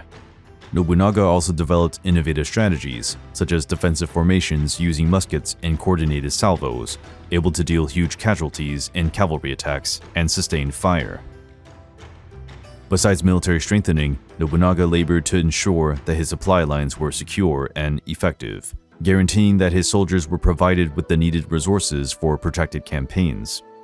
He also made use of his spy network to monitor the movements of the Takeda clan, anticipating their tactics and locating strategic vulnerabilities. In 1575, the battlefield was primed for a crucial confrontation that would shape the fate of two powerful clans from the Sengoku period. Keen to expand his clan's influence and wipe out past defeats, Takeda Katsuyori commanded an army of around 15,000 experienced soldiers. These included his celebrated cavalry, known for their strength and discipline, and well-known samurai who symbolized Takeda's prestige and history. Katsuyori besieged Nagashino Castle, a fortress located strategically in Mikawa province under the control of Tokugawa Ieyasu. The siege attempted to dampen the morale of the defenders and severed their supply lines, forcing them to surrender. Nevertheless, Ieyasu, convinced to resist, sent an urgent message to Nobunaga asking for reinforcements. Nobunaga quickly responded, mobilizing an army of 30,000 men to counter the Takeda threat. His force was mainly made up of ashigarus, peasant infantrymen, but also included 3,000 musketeers, fitted with imported firearms, and trained to operate in disciplined formations. Situated on the banks of the Nagashino River, the battlefield was hemmed in by hills and valleys, offering opportunities for defenders and attackers alike. Nobunaga carefully chose his position, building wooden barriers to protect his musketeers and forming an almost impenetrable line of defense. In contrast, Katsuyori relied on the nobility and impact of his cavalry to burst through the enemy lines and seal victory. Trusting in his cavalry's successful track record, Katsuyori ordered a massive charge against Nobunaga's defensive lines. Unknown for their discipline and expertise in swift and devastating combat, the Takeda cavalry charged forward in full force, seeking to crush enemy resistance in a single blow. The Takeda mounted troops were well trained to deliver coordinated attacks that, on other occasions, would have devastated less prepared enemy lines. But as they neared Nobunaga's barricades, the Takeda horsemen encountered an unbreakable barrier. Together, with the carefully chosen terrain, the wooden palisades hampered mobility and minimized the impact of the charges. Katsuyori commanded repeated assaults, but the cavalry's strength started to erode against the rain of bullets shot by Nobunaga's men. Nobunaga's strategic use of muskets was the cornerstone of his defense. He arranged his 3,000 musketeers in 3 distinct lines. This allowed for continuous coordinated firing. While one line was firing, the others were reloading, thereby ensuring a constant barrage of bullets was fired at the Takeda forces. When Takeda cavalry came close, the musketeers opened fire in sweeping volleys. The first horsemen were mowed down before they could even reach the barriers. The thunderous sound of the muskets and the blast of the bullets destabilized the horses and wreaked havoc on the Takeda ranks. The surviving horsemen pulled back in disarray, only to be shot at again as they attempted to reorganize their formations. Their repeated charges were quelled by coordinated musket salvos, a turning point in the battle. Sensing the desperate situation, Katsuyori opted to risk everything in an all-out attack, gathering the rest of his troops for a final assault. But the chaos and accumulated losses had already jeopardized the effectiveness of his army. The depleted and demoralized Takeda forces could not break through Nobunaga's meticulously crafted defenses. The poor coordination between units and the psychological impact of the massive casualties resulted in the Takeda army's organization collapsing. Many soldiers retreated in panic, abandoning the battlefield in shambles. Faced with imminent defeat, Katsuyori called for a retreat to save what was left of his army. However, this was met with relentless pursuit by Nobunaga and Ieyasu's forces, resulting in even more casualties for the Takeda. The prestige and might of the once invincible Takeda cavalry had been permanently shattered, and this marked the beginning of the clan's decline. Following the victory of Nagashino, Nobunaga cemented his control over the provinces previously controlled by the Takeda. He reshuffled the conquered lands among his most loyal allies, including Tokugawa Ieyasu, reinforcing the alliance between the two and ensuring the stability of the region. The destruction of the Takeda clan had a profound impact.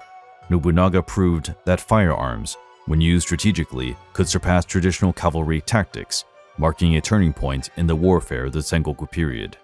This victory also consolidated his reputation as a visionary military strategist, and as a leader prepared to adopt innovations to achieve his goals.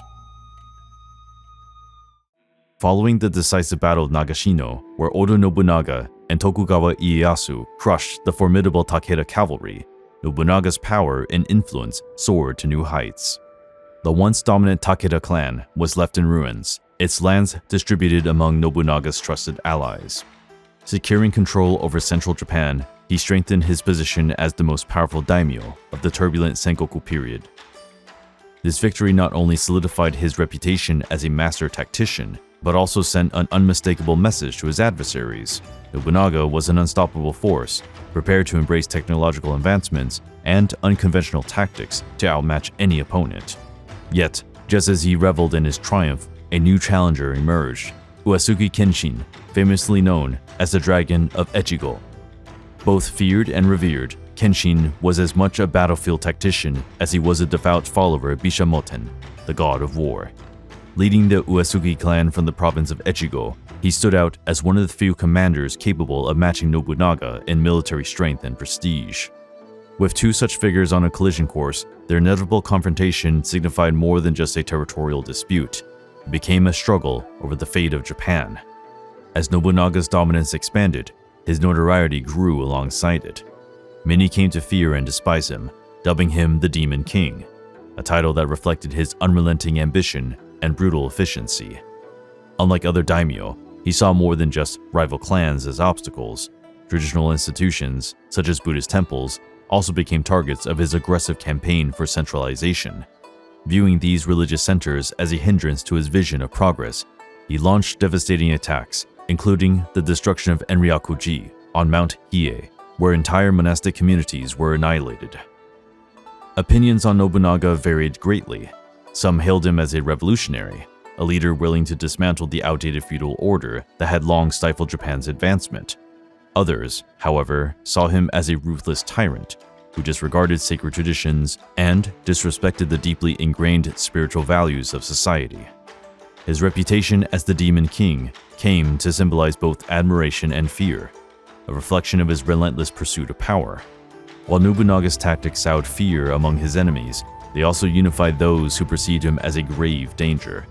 Meanwhile, Uesugi Kenshin was regarded as the antithesis of Nobunaga, a devout and honorable leader bound by faith and a strict warrior code. For Kenshin, the fight against Nobunaga was not just about territorial control, it was a spiritual crusade. Believing it was his divine duty to resist the Demon King, he saw himself as the defender of Japan's traditional values against Nobunaga's unrelenting expansionism. This stark contrast between the two leaders elevated their rivalry beyond mere military conflict. At its core, their struggle represented a clash of ideologies, Nobunaga's relentless march toward modernization against Kenshin's unwavering commitment to spiritual and warrior traditions. With the Takeda clan no longer posing a significant threat, Nobunaga turned his sights towards Kaga province, a wealthy and strategically valuable region serving as a gateway to Uesugi-controlled territories. Seeking to tighten his grip on the region, he dispatched forces to seize smaller fortresses and assert dominance, directly challenging Kenshin's authority. Viewing this incursion as an outright provocation, Kenshin recognized the necessity of swift action. Determined to safeguard his hold over Kaga and curb Nobunaga's advances, he mobilized an army of roughly 30,000 troops. His forces, comprising highly skilled samurai, adept in close combat and siege warfare, formed an elite unit trained for both defensive and offensive maneuvers. Supplemented by expert archers and disciplined spearmen, Kenshin's army embodied the Uesugi clan's hallmark traditions of military precision and adaptability. Leading his troops personally, Kenshin set out for the Tedori River, a battleground he had carefully selected to maximize his tactical advantage. As Kenshin's forces advanced, Nobunaga prepared to counter the Dragon of Echigo by leveraging his superior weaponry and innovative battle strategies. His reliance on mass firearm formations had proven devastatingly effective at Nagashino, and he sought to replicate this success. Organizing his musketeers in coordinated units, he intended to use their firepower to break Kenshin's ranks while employing flexible infantry tactics to outmaneuver enemy forces. Confident in his blend of modern warfare and disciplined formations, he believed that superior technology and battlefield coordination would once again prove decisive. Upon reaching the Tedori River, Kenshin positioned his forces on elevated terrain, giving his army a natural defensive edge. The high ground advantage significantly reduced the effectiveness of Nobunaga's musketeers, as the humid conditions near the river interfered with firearm reliability. The unfavorable terrain played to Kenshin's strengths, creating the perfect conditions for close-quarter combat, where his warriors excelled. By using the terrain to his advantage, Uesugi Kenshin successfully disrupted Nobunaga's battle formations, forcing his opponent to reposition troops across multiple fronts. This maneuver exposed critical weaknesses in Nobunaga's communication lines, diminishing the effectiveness of his usual synchronized tactics. Kenshin's deep familiarity with the landscape, combined with his ability to identify and exploit enemy vulnerabilities, transformed the conflict into a showcase of his strategic brilliance. To further disorientate his adversary, Kenshin deployed small detachments to feign attacks at specific locations, luring segments of Nobunaga's forces into isolated engagements. This deceptive tactic led to confusion among Nobunaga's commanders, who reacted hastily and without coordination. As a result, the fragmentation of their troops weakened their central formations, leaving them exposed to further exploitation. With Nobunaga's forces in disarray, Kenshin positioned his army for a decisive strike. He exercised patience, waiting for the opportune moment when his opponent's army had become sufficiently disorganized before delivering his final, calculated assault. Seizing the initiative, Kenshin personally led a ferocious charge against Nobunaga's defenses. His elite cavalry surged forward with precision, penetrating deep into enemy lines and creating a critical breach in their formations. At the same time, his heavily armed infantry and skilled archers launched coordinated strikes from strategically placed flanks, intensifying the impact of the central attack. The mere presence of Kenshin on the battlefield served as a rallying force for his soldiers, who fought with renewed vigor and unwavering determination. Meanwhile, Nobunaga struggled to regain control, but the relentless pressure and disorder inflicted by Kenshin's offensive made effective reorganization nearly impossible. With communication lines completely severed, Nobunaga's army operated in a state of confusion, unable to mount a cohesive response to the unrelenting waves of attacks. By the time Kenshin's assault reached its peak, Nobunaga's forces had been thoroughly destabilized. This victory underscored the legendary tactical acumen of the Dragon of Echigo and solidified his status as one of the most brilliant strategists of the Sengoku era. For Nobunaga, the defeat at Todorigawa became one of the most significant setbacks in his quest to unify Japan. Despite triumphing on the battlefield, the Uesugi clan soon faced an unforeseen crisis with Kenshin's untimely death in 1578. Accounts from the period suggest that he succumbed to a sudden illness, possibly a stroke, at the height of his influence. What mattered most, however, was the power vacuum this passing created, as the Uesugi clan struggled to maintain unity and military dominance in his absence. Without Kenshin's leadership, the clan's position in the Sengoku landscape weakened considerably. Internal disputes over succession led to division within the ranks, while external adversaries, including Nobunaga, capitalized on the instability to expand their own control. Though the Dragon of Echigo no longer stood in Nobunaga's way, his legacy endured. Revered as a leader who exemplified the samurai code of honor and spiritual devotion, Kenshin came to symbolize one of the last great bastions of resistance against Nobunaga's relentless ambition. Suffering defeat at Todorigawa delivered a rare blow to Nobunaga, both militarily and psychologically. Having built his reputation on technological superiority and audacious tactics, he found himself outmaneuvered by Kenshin's strategic mastery. The battle laid bare the limitations of relying solely on firearms in unsuitable terrain, and reinforced the necessity of adapting tactics when facing commanders with deep battlefield experience. However, Nobunaga refused to let a single loss dictate his future. Quickly reassessing his failures, he reorganized his forces and refined his strategies, ensuring that he would be better prepared for opponents who leveraged the terrain and exploited his army's structural weaknesses.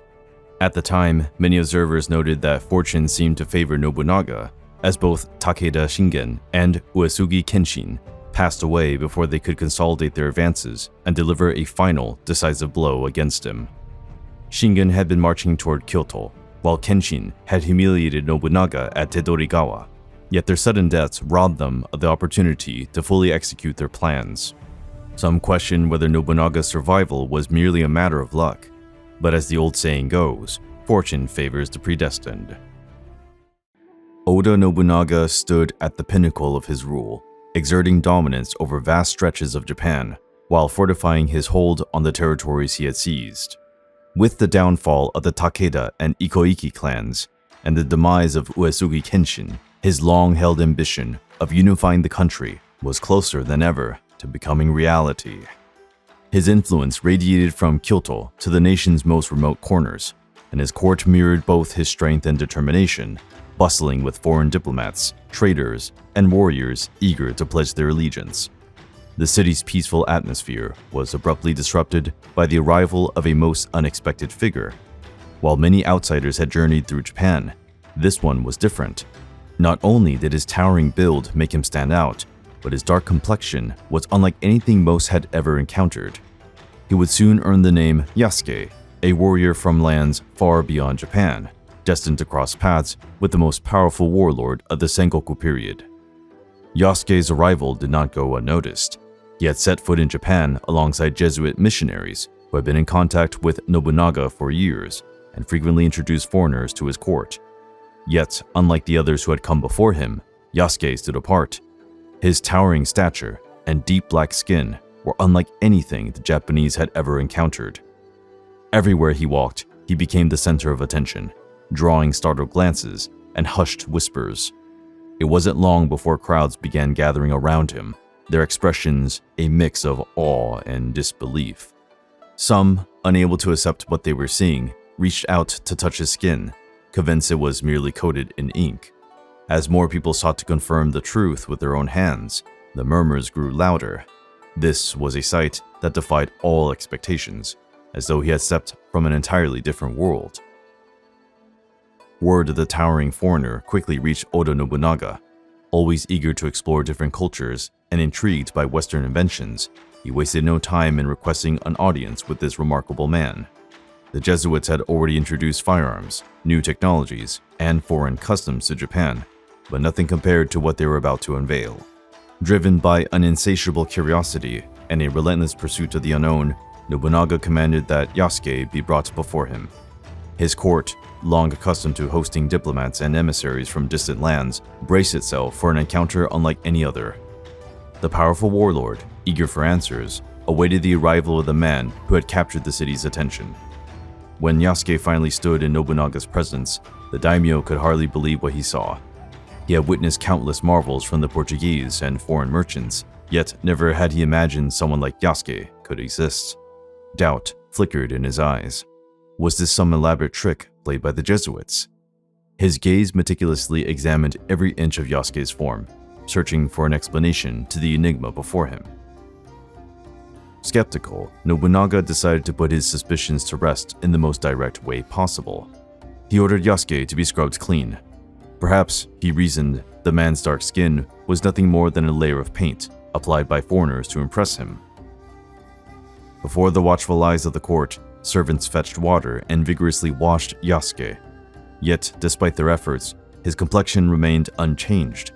The illusion Nobunaga had suspected simply did not exist. Impressed by Yasuke's formidable presence, unwavering posture, and sheer strength, Nobunaga's curiosity deepened. He sought to know more, where this man had come from, how he ended up in Japan, and what path had led him to this moment. What had begun as a mere curiosity now transformed into something more. Yasuke was no longer just an intriguing outsider, but someone worthy of Nobunaga's attention and trust. Fascinated by his presence and undeniable potential, Nobunaga made a bold decision. Yasuke would serve under him.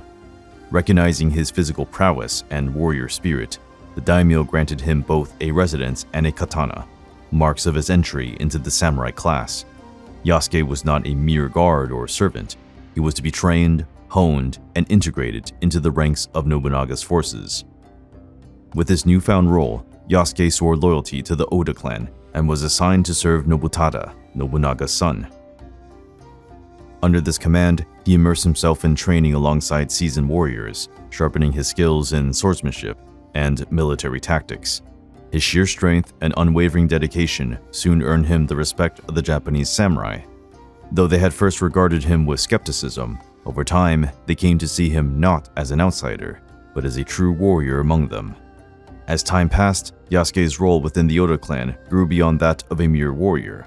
His sharp mind, unwavering loyalty, and formidable combat skills earned him a place of trust beside Nobunaga.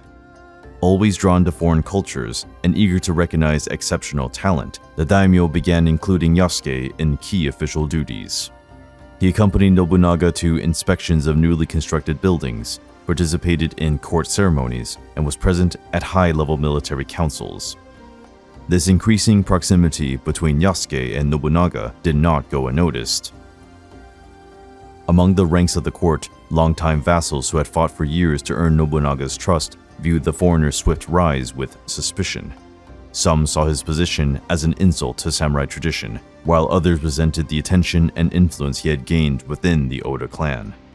To them, the idea that an outsider could hold such favor with Japan's most powerful warlord was deeply unsettling. Whispers of discontent spread through the palace corridors. Doubts surfaced about whether Yasuke had truly earned his status, while others muttered that Nobunaga was placing too much faith in a man whose origins remained largely unknown. Yet, as always, Nobunaga disregarded conventional thinking. He continued to value Yasuke as one of his most trusted warriors, preparing him for even greater responsibilities that lay ahead. That loyalty was put to the test in 1582, when Yasuke joined Nobunaga's campaign against the remnants of the Takeda clan at the Battle of Tenmokuzan. Once a formidable force under Takeda Shingen's rule, the Takeda were now in steep decline, with Takeda Katsuyori struggling to keep his dynasty from collapsing. Determined to eliminate all remaining resistance, Nobunaga dispatched his forces, led by his son Nobutada, to besiege the Takeda's final stronghold. Yasuke fought with Nobunaga and Nobutada, proving his bravery and combat skills on the battlefield. The fighting was ruthless, with Oda and Tokugawa armies pressing their advantage in numbers and superior weaponry to break the Takeda defenses. With no escape left, Katsuyori and his most loyal retainers chose to take their own lives, marking the end of the Takeda as a major force in Japan. The fall of Tenmokuzan solidified Nobunaga's dominance over central Japan. Yasuke, having once again demonstrated his worth as a warrior, gained further recognition within the Oda ranks, strengthening his status within the army. With central Japan now firmly under his control, Nobunaga set his sights westward, where the powerful Mori clan remained one of the last formidable obstacles to his vision of unification. Holding vast stretches of land and controlling essential trade routes, the Mori posed a serious challenge to his expanding empire. To confront this lingering threat, Nobunaga devised a strategy to encircle the Mori through carefully orchestrated military campaigns. He sought to weaken their hold by capturing key fortresses and cutting off their supply lines, steadily tightening his grip on western Japan. The Mori were the last great barrier standing in Nobunaga's path toward total domination.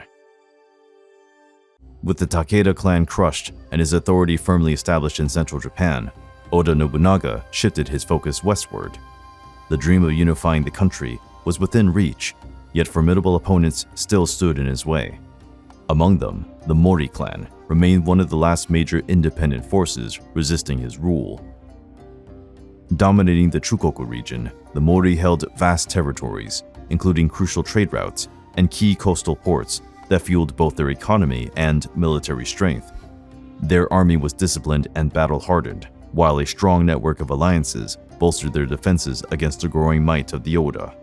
Realizing this would be among his final campaigns to solidify his control, Nobunaga placed one of his most skilled commanders, Hideyoshi, in charge of the Mori offensive. What followed was not just a battle for land, but a high-stakes contest of strategy and endurance, putting the Oda war machine against a resilient and entrenched opponent. Few among Nobunaga's generals matched the versatility and cunning of Hashiba Hideyoshi. Entrusted with leading the charge against the Mori, he quickly proved himself both a shrewd diplomat and an exceptional battlefield tactician, playing a crucial role in the Oda expansion. Rather than relying solely on brute force, Hideyoshi adopted a multifaceted strategy. He combined direct assaults with negotiations, seeking to dismantle the Mori's web of alliances, while systematically capturing their key strongholds. His reputation as a master strategist grew as he introduced innovative tactics, including the use of espionage, careful logistical planning, and coordinated offensives designed to wear the enemy down. Beyond his tactical brilliance, Hideyoshi's leadership skills kept his soldiers disciplined and motivated, even when facing significant hardships. He avoided reckless attacks, choosing instead to weaken enemy positions before delivering decisive blows.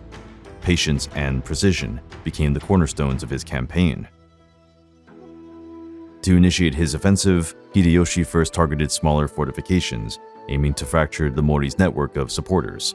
His first major objective was Miki Castle in Harima Province, a fortress under the command of Besho Nagaharu, a staunch Mori vassal who defied Oda rule. The siege of Miki Castle, which began in 1579, quickly escalated into a defining conflict of the campaign. Rather than launching a direct assault, Hideyoshi employed a war of attrition, severing supply lines and cutting off reinforcements to gradually starve out the defenders. Unlike other battles that relied on sheer force, this siege became a test of endurance and strategy, forcing the enemy into submission through isolation. As the months dragged on, hunger and desperation took their toll on those trapped inside. Besho Nagaharu found himself facing an impossible decision. With no aid coming from the Mori, he ultimately accepted the inevitable and surrendered in 1580. In keeping with samurai tradition, he took his own life, and the fortress fell under Oda control. The fall of Miki Castle sent shockwaves through the Mori ranks. Their defensive line had been breached, and their alliances began to waver.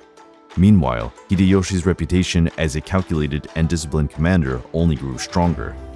With this victory under his belt, he prepared to push deeper into enemy territory, setting the stage for an even greater confrontation. While his generals fought in the west, Nobunaga turned his attention to a different kind of conquest, one that would leave a lasting mark on Japan. He dedicated himself to the construction of Azuchi Castle, a grand fortress that would stand as a testament to his ambition and vision for a unified nation. Unlike conventional Japanese castles, which prioritized defense above all else, Azuchi was designed as both a stronghold and a symbol of prosperity. Positioned along the shores of Lake Biwa, it was to serve as the heart of his military and political authority. Azuchi Castle broke new ground in architectural innovation. While its defensive walls and watchtowers provided formidable protection, the structure itself embodied a level of refinement rarely seen in military constructions. At its core stood a towering 7-story tenshu, its design rich with symbolism. Each level represented a step towards the heavens, mirroring the ascension of a ruler to ultimate power. Lavish murals adorned the walls, painted by master artists, marking a departure from the stark simplicity of traditional fortresses. One of the castle's most enigmatic features was a massive mirror placed at the peak of the tenshu. Some believed it served as a means of self-reflection, allowing Nobunaga to contemplate his role and fate in the world, much like the sun goddess Amaterasu in ancient mythology. Others saw it as an assertion of his dominance, a physical representation of his belief that he was the true center of Japan, reflecting the brilliance of his reign across the land. Another striking departure from convention was the absence of deep defensive moats. Unlike other castles, which relied on natural barriers and water defenses, Azuchi stood as a testament to Nobunaga's confidence. He saw no need for such fortifications, trusting instead in strategic positioning and military readiness. More than just a fortress, he envisioned Azuchi as a beacon of governance and culture, a place where daimyos, scholars, and foreign dignitaries could witness firsthand the splendor of his rule. The castle also became a hub for foreign interactions. Nobunaga welcomed Christian missionaries, Western merchants, and emissaries from distant lands, eager to absorb new ideas and technologies. This open exchange of knowledge further cemented Azuchi as a crossroads between Japan and the wider world, reinforcing Nobunaga's image as a leader not only of military might, but of progress and innovation. Through a string of decisive victories and the annihilation of some of Japan's most formidable clans, Oda Nobunaga cemented his status as the most dominant figure of the Sengoku era. His influence spanned vast regions, and his relentless pursuit of unification was unmistakable. By 1582, his power was so undeniable that the imperial court of Kyoto extended an invitation for him to assume an official title, one that would solidify his position as the nation's supreme ruler. For centuries, the imperial court watched its authority wane as warlords and shoguns carved up Japan through conflict. Seeing Nobunaga as the best chance to restore centralized rule, albeit under military dominance, the court sought to formalize his reign. Aware of the strength that imperial legitimacy could lend to his rule, Nobunaga took the proposal into careful consideration. He had long demonstrated his appreciation for tradition, restoring temples, and endorsing imperial ceremonies, to reinforce his image as a ruler who respected Japan's heritage. Rather than accepting the title of shogun outright, Nobunaga opted to preserve his military independence, avoiding the constraints of the old feudal hierarchy. Yet, despite declining the formal position, his supremacy remained undisputed. With Kyoto under his control, the imperial court swayed by his presence, and the unwavering loyalty of key generals like Hashiba Hideyoshi and Tokugawa Ieyasu, Nobunaga stood at the precipice of achieving what no other had before: the unification of Japan. As Nobunaga's influence reached its peak, a storm of dissent was brewing beneath the surface of his own ranks. Unseen threats festered within his command, waiting for the right moment to strike. Despite his reputation as a visionary and formidable leader, his harsh rule and intolerance for failure sowed seeds of resentment among his vassals.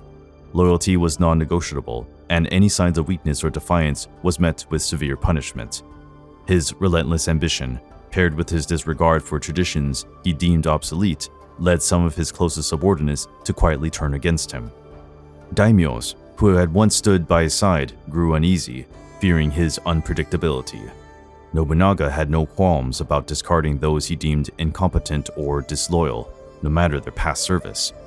His rejection of long-standing samurai customs, his reliance on gunpowder warfare, and his efforts to centralize power alienated many who saw him as a danger to the very foundation of Japan's warrior class. Among his most trusted generals, resentment simmered. Some had endured years of condescension, but none more so than Akechi Mitsuhide. A respected commander, Mitsuhide had suffered repeated public humiliations at Nobunaga's hands, eroding his trust and feeding his discontent. Nobunaga's leadership thrived on control, keeping his vassals on edge, constantly forcing them to prove their worth through unwavering obedience. This growing atmosphere of hostility created a volatile situation. As Nobunaga expanded his reach and secured his rule, opposition to his tyranny took root in the shadows. Envy, fear, and long-held grudges fanned the flames of betrayal, setting the stage for an event that would shake the very core of Japan's history. Nobunaga, in 1582, stood at the pinnacle of his dominance over Japan. After years of relentless warfare and conquests, the dream of unifying the country had never been so close to reality. His influence stretched across nearly all of Japan, his forces controlling vast swaths of land. The elimination of the Takeda, Adzai, and Asakura clans, along with the crushing of the Ikoiki warrior monks, secured his military supremacy. Even the imperial court of Kyoto, long overshadowed by warlords, acknowledged him as the most powerful figure of the Sengoku era. With Kyoto firmly in his grasp and central Japan under his authority, he pushed further westward, dispatching his most trusted commanders to subjugate the last remaining opposition. Unification seemed inevitable, with only the Mori and Uesugi clans offering any real resistance. Convinced of his own invincibility, Nobunaga saw the final stage of conquest as nothing more than a formality. But arrogance breeds blindness, and in this moment of triumph, he grew complacent. Trusting in the unwavering loyalty of his subordinates and the stability of his domain, he failed to perceive the silent threats creeping ever closer. While Nobunaga consolidated his rule, Hashiba Hideyoshi led an aggressive campaign against the Mori in the west. His victories over their lesser allies paved the way for a final strike against the clan's heartland. A key moment of this campaign was the siege of Takamatsu Castle, a critical Mori stronghold. The castle's formidable position and its determined defenders made a direct assault too costly. However, Hideyoshi, always one to devise unconventional strategies, conceived a different approach. Instead of storming the gates, he ordered the surrounding plains to be flooded, cutting off all hope of escape. As the waters rose and supplies dwindled, the besieged Mori forces knew their fate was sealed. But pressing the attack, however, Hideyoshi added additional troops to secure the victory. Seeking Nobunaga's approval, he sent an urgent request to Kyoto for reinforcements. What should have been a routine decision would instead set in motion a catastrophic betrayal. Nobunaga, upon receiving the message, instructed Akechi Mitsuhide to assemble an army and march west to reinforce Hideyoshi. The order appeared logical. Mitsuhide was an experienced commander, a veteran of many campaigns. However, this single command would ultimately lead to Nobunaga's downfall. On the surface, Mitsuhide obeyed, leading his forces out of Kyoto as instructed. Yet, beneath his mask of loyalty, years of humiliation and resentment festered. Nobunaga had often belittled him in front of other generals, questioning his competence and publicly ridiculing him. These slights, once minor grievances, had accumulated into a deep-seated hatred. Speculation surrounds Mitsuhide's true motivations.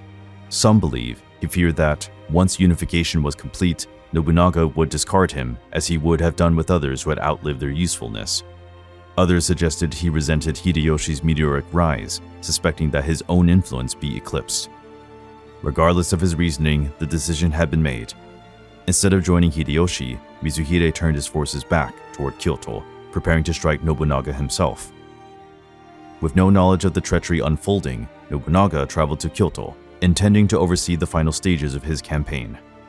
In his mind, victory was inevitable, and any remaining resistance was little more than an inconvenience. Upon reaching the capital, he took up residence at Honnō-ji Temple, a site he often used as his temporary headquarters. So certain of his own safety, he arrived with only a small personal guard, never suspecting that he was walking into a trap. Unbeknownst to him, Mitsuhide had already mobilized his forces. The betrayal was no longer an idea, it was a plan in motion. Before dawn on June 21, 1582, Mitsuhide made his move. Instead of continuing towards Hideyoshi's siege, he redirected his army toward Kyoto. As they advanced towards Honnō-ji, he uttered the words that would be etched into history. "The enemy is at Honnō-ji." With that command, the coup was set in motion. The attack came swiftly and without mercy. Nobunaga, surrounded and outnumbered, found himself with no means of escape. Among those who refused to abandon him was Yasuke, the African warrior who had served the Oda clan with unwavering loyalty. As Mitsuhide's forces stormed the temple, Yasuke fought ferociously, shielding Nobunaga from wave after wave of attackers. Yet, as the fight wore on, it became clear that resistance was futile. Understanding that capture was inevitable, Nobunaga made his final decision. Rather than allow Mitsuhide the satisfaction of taking him alive, he chose the path of a true samurai. Ordering his attendants to assist, he committed seppuku, ensuring that his enemies would never claim him as a prize. Before drawing his last breath, he commanded his servants to set the temple ablaze. Fire quickly engulfed Honnō-ji, consuming everything within as Yasuke and the last defenders fought to the death. Following the battle, Mitsuhide's men seized Yasuke, but unlike the other samurai who had served Nobunaga, he was not executed. Regarded as a foreigner rather than a warrior bound by Japanese custom, Mitsuhide dismissed him as insignificant and handed him over to the Jesuit missionaries. From that moment on, Yasuke vanished from recorded history, his fate unknown, his legend enduring. When the fire finally died down, Mitsuhide's forces combed through the ruins of the temple, expecting to find Nobunaga's body as proof of their victory. But to their astonishment, no remains were recovered. The absence of his corpse fueled endless speculation. Some believed that the fire had completely consumed him. Others whispered that his most loyal retainers had secretly retrieved his body before the flames took hold. With no physical proof of his death, rumors took on a life of their own. Some claimed he had survived, escaping into exile. Others suggested that his demise had been orchestrated, transforming him into a legendary figure destined to return when Japan needed him most. This mystery only strengthened Nobunaga's legacy. Whether he had perished in the flames or vanished into legend, his name would never be forgotten, immortalized as the man who came closer than any other to uniting Japan under a single banner. The fall of Nobunaga at Honnō-ji marked the definitive end of his reign and the beginning of a turbulent power struggle. Seizing the moment, Akechi Mitsuhide swiftly declared himself the new ruler of Japan, taking control of Kyoto and attempting to solidify his authority. Yet, his claim to power was fragile from the outset. Underestimating the loyalty Nobunaga had inspired, he failed to anticipate the swift retaliation from his former lord's allies, who refused to accept his rule and immediately began preparing for war. Resistance emerged almost instantly, led by Nobunaga's most trusted generals, Hashiba Hideyoshi, Tokugawa Ieyasu, and Shibata Katsuie. Of them, Hideyoshi acted with unparalleled urgency. Still engaged in his campaign against the Mori in the west, he wasted no time negotiating a swift peace to free his forces. In an astonishing display of speed and determination, he organized a forced march, covering vast distances at an incredible pace, intent on confronting Mitsuhide before he could secure his grip on power. Mitsuhide's betrayal had sent shockwaves through the ranks of Nobunaga's former vassals. Many samurai and officials, still loyal to their fallen leader, refused to rally behind the usurper. Struggling to secure support, Mitsuhide found himself increasingly isolated, his fragile reign crumbling before it could take root. With Hideyoshi advancing rapidly, a decision confrontation loomed, one that would determine who would truly inherit Nobunaga's unfinished legacy. It was Nobunaga who had initiated Japan's transformation, dismantling the fragmented feudal order that had defined the Sengoku period. His revolutionary military strategies reshaped the art of war, integrating firearms on a scale never before seen, and utilizing disciplined troop formations to devastating effect. His relentless pursuit of modernization turned his armies into an unstoppable force. Yet, his impact extended far beyond the battlefield. Nobunaga was as much a reformer as he was a conqueror. By fostering economic expansion and embracing foreign trade, he laid the foundations for Japan's emergence as a connected and evolving power. His policies deliberately weakened the influence of the traditional aristocracy, while his merciless suppression of rebellious religious factions reshaped the country's political structure. Though his death left his ambitions incomplete, his influence on Japan's future was irreversible. The groundwork he laid would be carried forward, first by Toyotomi Hideyoshi, and later by Tokugawa Ieyasu, who would establish a shogunate that would govern for over 2 centuries. Nobunaga's life may have ended in the flames of Honnō-ji, but his legacy endured, immortalizing him as one of the most transformative figures in Japanese history.